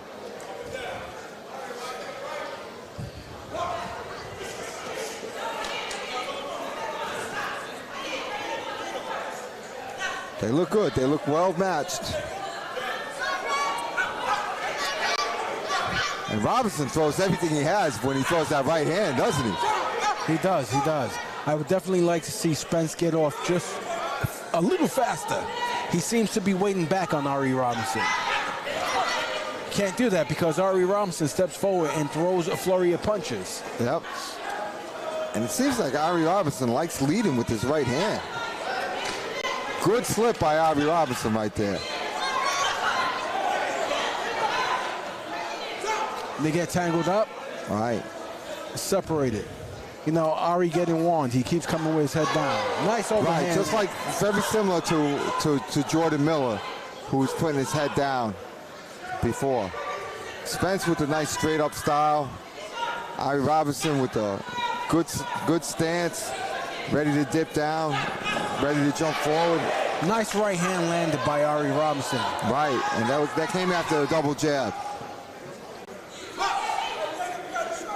And Ari Robinson reminds me of Jordan Miller because the way he comes forward, he throws his punches first and then ties up. And Spence is coming forward, but not effectively. 10-second warning to end round number one. Ari Robinson, nice right left hook. Check left hook. Whoa. So listen, you keep making comparisons between Jordan Miller and Ari Robinson, but you know what they have in common? They're from the same gym, maybe? That's right. They're from the same gym. So I imagine working with each other, watching each other, they have a similar style. Yeah, they like to come in, and definitely, you know, when a person's coming at them, they put their head down and just tie him up, which is pretty smart on their part. Right. I like how they put their head down, but they're closing that distance, making their opponent ineffective in countering. Yeah, absolutely, and it's a smart thing to do. So it's definitely a trick, and it's sharpness on their part. Yes, definitely saves you from getting warned for holding. Here we go. We're going up to his second round.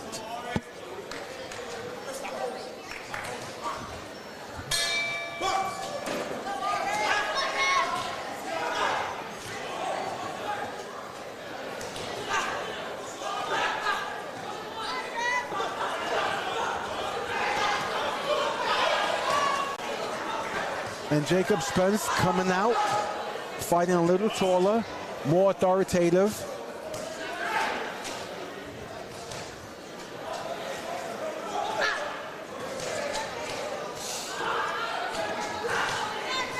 Holding and hitting. These athletes are holding and hitting. Yep.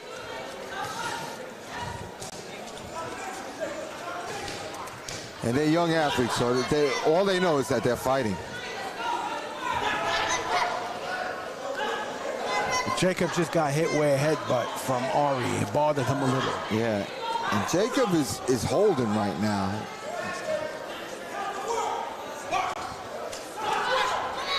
Nice 1-2 by Jacob.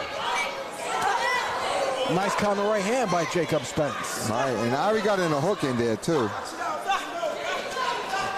And Ari's coming forward. You know, so Ari's mauling Jacob Spence, but Jacob Spence comes right back. He has to make this into a tough fight and match Ari and his output.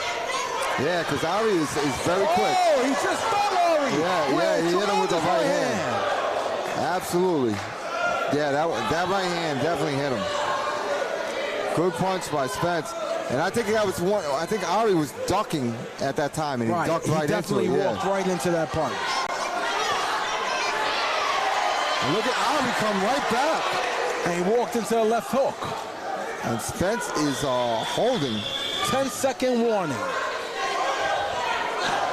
Another left hook by Jacob Spence. Yeah, Ari scored. Ari scored with that as well. Wow. Rough, tough match. Very good. This is like a 1-1 match. They didn't hear the bell. They were going to continue fighting. Oh, yeah. No, they're here to fight. You know, adrenaline's flowing here. They're here to fight. You know, Jacob Spence walked back to his corner with a bloody nose. It's being worked on. But wow, what a tremendous right hand he landed on Ari Robinson. And then he followed that up with 3 successful left hooks. All right, you're going to see the right hand right here. So here's the right hand. You see Ari coming in. He's putting his head down. Jacob's right hand is here. It's going to come up. And it's going to be very quick, right? Bang. And that was it. And you can see the effect on Ari. He ducked right into it. Here we go. Third and final round. It's a toss-up match. We're going to see who ekes it out, who earns it. Yeah, I have it 1-1 as well. Oh. And Spence is coming out throwing some bombs. And there goes Spence. He's holding again, and then Ari is also holding. They're both doing tricks of holding. And referee's giving him a little bit of a break. Let him fight, ref. Let him fight. They're going to hold. They can learn that later.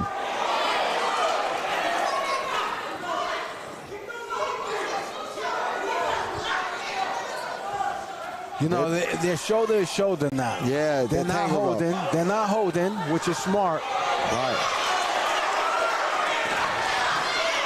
Nice uppercut. Oh, nice counter by. They exchanged effectively, and both landed. Ari just landed a nice left right. Spence just landed a nice left right. They're going back and forth. Yeah, Ari landed an elbow in that too.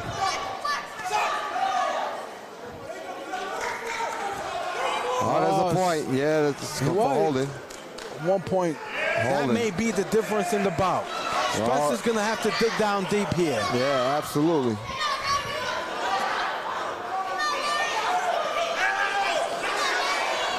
Ari's shoe shining in the inside, while Spence's back is up against the ropes. He might. Oh, man. 1-2 by Spence. Lands on Ari Robinson. Spence digging down to the body. Effectively landing again. But Ari comes over the top with a left right and lands effectively, and Spence matches him. They're exchanging punches on the inside in that corner. Oh my goodness. Right hand by Spence. They're bringing it down to the wire. Spence is hunting them down, lands a body shot. And look at Ari moving around. And give Ari credit for all over the place, Ari Robinson. What an end to a tremendous action-packed rout. Wow. You talk about your penultimate bout. If our main event is as action-packed as that, it will have been an adventurous evening. I love it, baby. I love it. So, hey. Edison, who do you think won that fight? Oh, my goodness. That's a toss-up. That's a toss-up, man. It was action-packed. One coming after the next. The next one coming. They're going back and forth. It's like they don't stop. They don't stop. I think you shined the light right there. And Edison just said a lot. I'll tell you what. The reason I call these holding things is not really, you know, to say what's bad or what's not, but I just know that this is the amateurs, and they have to learn that they're going to lose points like that. The winner of this contest via split decision, competing out of the blue corner,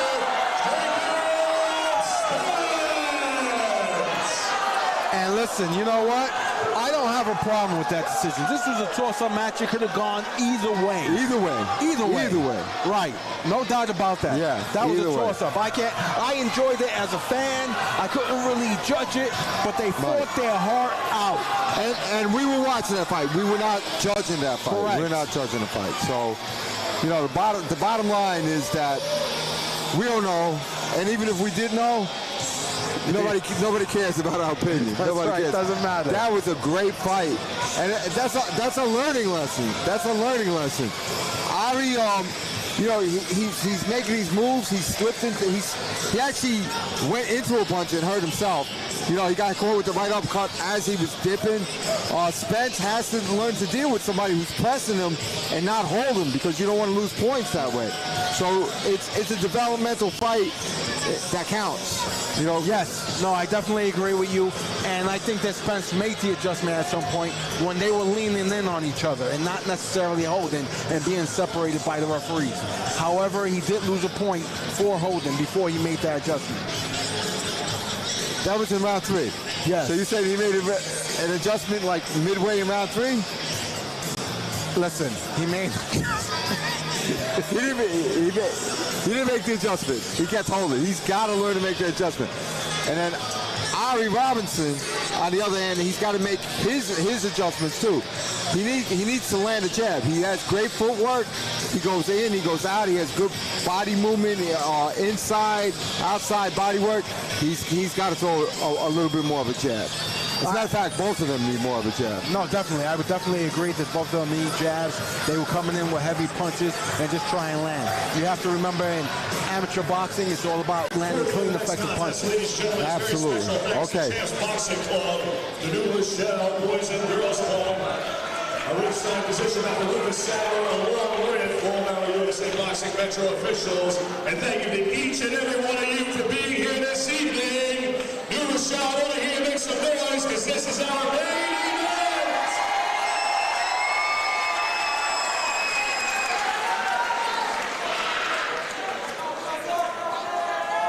Ladies and gentlemen, our main event of the evening takes place in the 165-pound open division. Introducing first, competing out of the blue corner, ladies and gentlemen, Ryan Diaz. Ryan Diaz. Representing Champs Boxing Club, here is Melvin Eminem. And we've seen both of these gentlemen box before. Oh, yeah. I like Eminem, Melvin Martinez. I have seen him a few times. I've seen Ryan Diaz. I like these guys. You know, Melvin's a nice boxer puncher. And Diaz, you know, he's a puncher as well, box puncher. This is going to be a tightly contested match, I can tell you that. And this is the way it ends an evening. We're in for a treat. All right, so Melvin Martinez, Eminem is in your red. Ryan Diaz in the blue. And really good defensive and head movement going around. Crisp punches thrown by both. This is going to be a good match. And you know, I can tell you from the experience here, these two guys are in great shape. Absolutely. So we're going to have 3 action-packed 3-minute rounds here. Okay, and Melvin Martinez just landed a left hook just a couple of minutes ago. Not a couple of minutes ago, but a couple of seconds ago. Lead left hook. It's just very sharp. No, I understand you're focused, and when you're focused, time goes slow. Absolutely. Diaz digging to the body. Jab, right hook. And Martinez blocked those punches easily with his hands. And Martinez coming back and digging to the body. Just landed an effective uppercut against Diaz.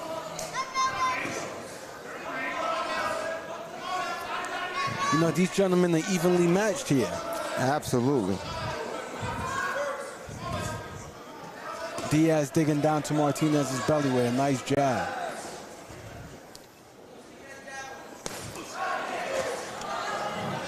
I'll tell you, Martinez seems to be a little bit sharper. Diaz is throwing some harder punches, but not landing them because of Melvin Martinez's sharpness. Melvin has the right distance. He's just far enough to land, but not to get hit. Absolutely. And there he goes. He's holding him down. A little smart move. Good tactics. Creating distance. Melvin Martinez just pushed him away, create distance, and goes right down to the body. And Diaz is like a big rock, because every time Martinez hits him to the body, it sounds like he's hitting a board or something. All right. Yeah, there goes Diaz. I was saying, he was setting up the right hand, he was looking for it, and he launched it. Yeah, but he saw it, and Melvin saw it. Right. You know, good right hook by, right uppercut by Melvin. Eminem is in the red, Melvin Martinez, and he's just a little bit sharper and a little bit quicker than Diaz in round 1. That's right. He's landing clean, effective punches on the inside and outside. Yep, and Diaz seems to be a little bit more dangerous throwing these punches, but he's loading up a little bit too much and not 10-second warning. Fooling Martinez at all. Oh, Martinez lands the overhand right, followed up by 2 quick jabs to end the round. Okay, good round. Listen, Eminem's supposed to make friends, but not from Melvin Martinez. Yeah, absolutely. Melvin Martinez from Chapman Boxing Gym landed the clean, effective punches in that round. One opening salvo. I'll tell you, but Ryan Diaz, not to be denied, he was hunting Melvin Diaz. He was just loading up a little too much. Okay, so we're going to talk about an educated right hand. Look at the educated left hand of Melvin Martinez. Watch how he's going to sneak it in right there. You saw how he's sneaking it right there? Nice now punch. he's going to come up and bring it up to the head. That's an educated left hand by Melvin Martinez. Very smart on how he chose his punches and how he deployed his left hand. Here we go, round 2. Right in the center of the ring, and they start exchanging jabs. But Melvin goes right after him with a 3-punch combination. And look at Melvin. Melvin's found something new that he likes, or something that he probably has. He dips his head to his right side and throws a sneaky right uppercut. Nice 1-2 by Martinez. And there goes Diaz. Diaz continues to load up. Sure, he's launching a heavy right hand, but it's landing on Melvin's arms. Melvin has great defense. Absolutely, he sees that. He's got good eyes. Good 1-2 by Martinez.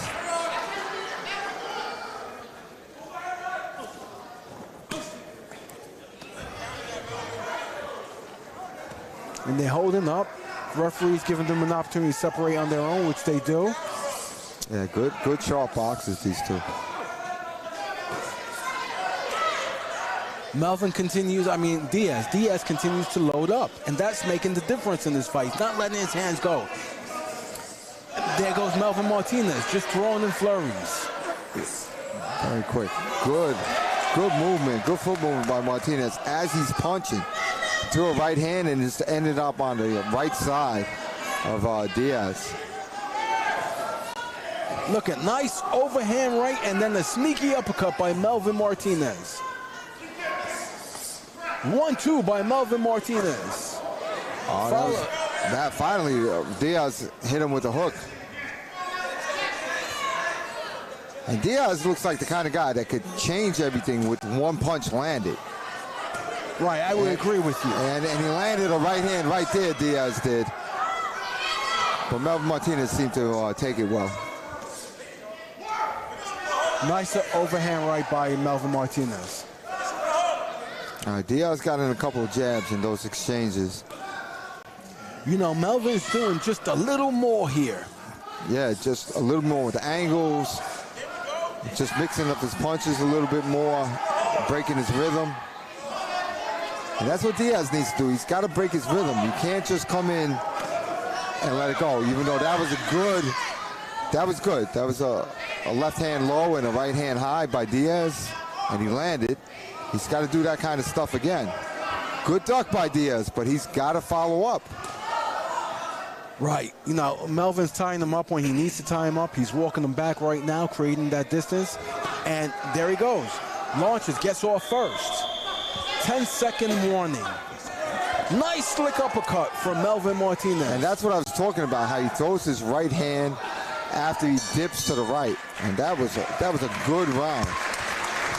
Great round. You saw a great tactician in Melvin Martinez. He moved around. He did everything right. Wow. So, you know, as they return to their corners to receive last-minute instructions, we're going to see if Ryan Diaz can make any adjustments to stifle Melvin Martinez in this last round as we go up to end this evening. Okay. So let's take a look at Melvin Martinez. Watch what he does. And he dips right and throws a right uppercut. Just take a look at that. It's a very slick move. And it's going to come up right now.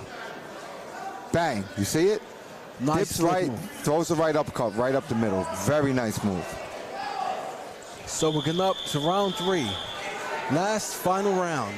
Not only of the bout, but for the evening as well. But not of the careers. Let's see what happens here.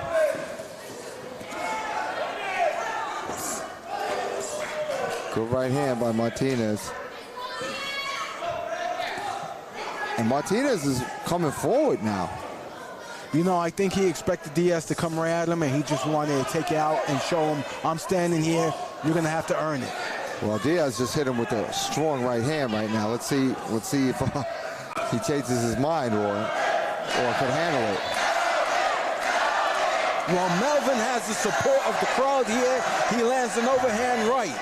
Are they yelling Eminem? They're yelling Eminem. That's what I thought. 1-2 by Melvin Martinez. Followed by a left hook by Diaz to the body. 1-2-3 by Melvin Martinez. Left hook by Diaz. Right uppercut by Martinez. They're exchanging in the center of the ring. This is action-packed. Okay. And here we go. 3-punch combination by Martinez. Once the action resumed. Oh, Diaz tried to sneak in a left uppercut, which would have definitely done some damage had it landed. There goes that sneaky right uppercut. But Diaz comes back with his own, followed by a right. They get tangled up. And this is Diaz's opportunity because Martinez is standing right in front of him. If Diaz is going to score, this is the time to score. But Martinez comes with a quick 1-2-3 punch combination. Right left by Martinez. Diaz comes back with a right left. And Diaz seems to be a little bit tired. I think they're both tired, but who wants it more at this point? Diaz comes back with a left, right. Followed by a 1-2. Diaz left to the body. He's throwing a nice left hook to the body, Diaz is. But Martinez seems to be taking it without a problem. They're winging punches now. They're missing. They aren't landing. Martinez just lands the right hand over Diaz's top. They're catching their breath. They're holding on and catching their breath here. But right hand by Martinez. Left hook by Diaz. Left right by Martinez. Wow, what a finish as they come down to the wire. They're punching. They're letting it all out. 1, 2. They're being broken up again. Martinez being warned for hitting behind the head. Here we go. Resuming the action. Left hook by Martinez. Left hook right by Diaz. Right, left hook by Martinez. Right hand. It's just back and forth, and that's it. Wow, finish on evening. Action packed boxes all night long. Oh, that was great. That was absolutely wonderful. Ladies and gentlemen, for boxers and coaches, ringmasters check-ins will take place next Saturday in Hempstead, New York, and on Sunday on the Manhattan Bridge overpass. Wow, what action-packed evening. I tell you, this was the way to end the evening. That was an action-packed bout. There were all well-rounded boxers there. That's what the open class division looks like. That was Action-packed. great. That was great. I see the light now, Ernie. Well, I'm hearing my Lord and Savior. Shine the light. I'll tell you, who you think earned that victory? And forth. Back and forth. It was a toss-up, man. You think it's a toss-up? Oh, I don't think that was a toss-up. I don't think it's a toss-up. I don't think that was a toss-up. Oh, man. Because Diaz got that power shot. I'm going to tell you, I think Melvin Martinez eked that out. You know, he brought his M&Ms, but he wasn't here to make friends. Yeah, I don't think he eked it out. I think he won that decisively. You know, I'm looking forward for more from Diaz after a fight like this. It's a good building fight. He just hits really hard. If he mixes it up a little bit, forget about it. You're talking about like a legitimate guy. Look at those legs. Look at those legs on those Ryan tree Diaz. trunks. Those tree trunks he's walking on. That's where the power comes from. He's definitely a strong guy. Unbelievable. Melvin got footwork like crazy. I love his footwork. I think both these guys did an excellent job. I think just the not the power came from Diaz for sure, but the work a lot more punches. The more activity was from Melvin Martinez from M&M. And he landed some good power shots as well. He sure did. Trophies for fight of the night. Okay, this one's in honor of Afuma, the Nigerian Nightmare King. Afuma picked bout number 6. The winners of the fight of the night, they both get trophies, is Evan Caffrey and Devin Hernandez. Yeah, that was a good fight. Yeah, that was a great fight. Evan Caffrey pulled out the unanimous decision, but it was a closely contested bout between Evan Caffrey and Devin Martinez. That was in the 132U. By the way, Afar King was also here on our show, and he also became a pro, and he's doing really good. Our main event contest via unanimous decision, competing out of the red corner.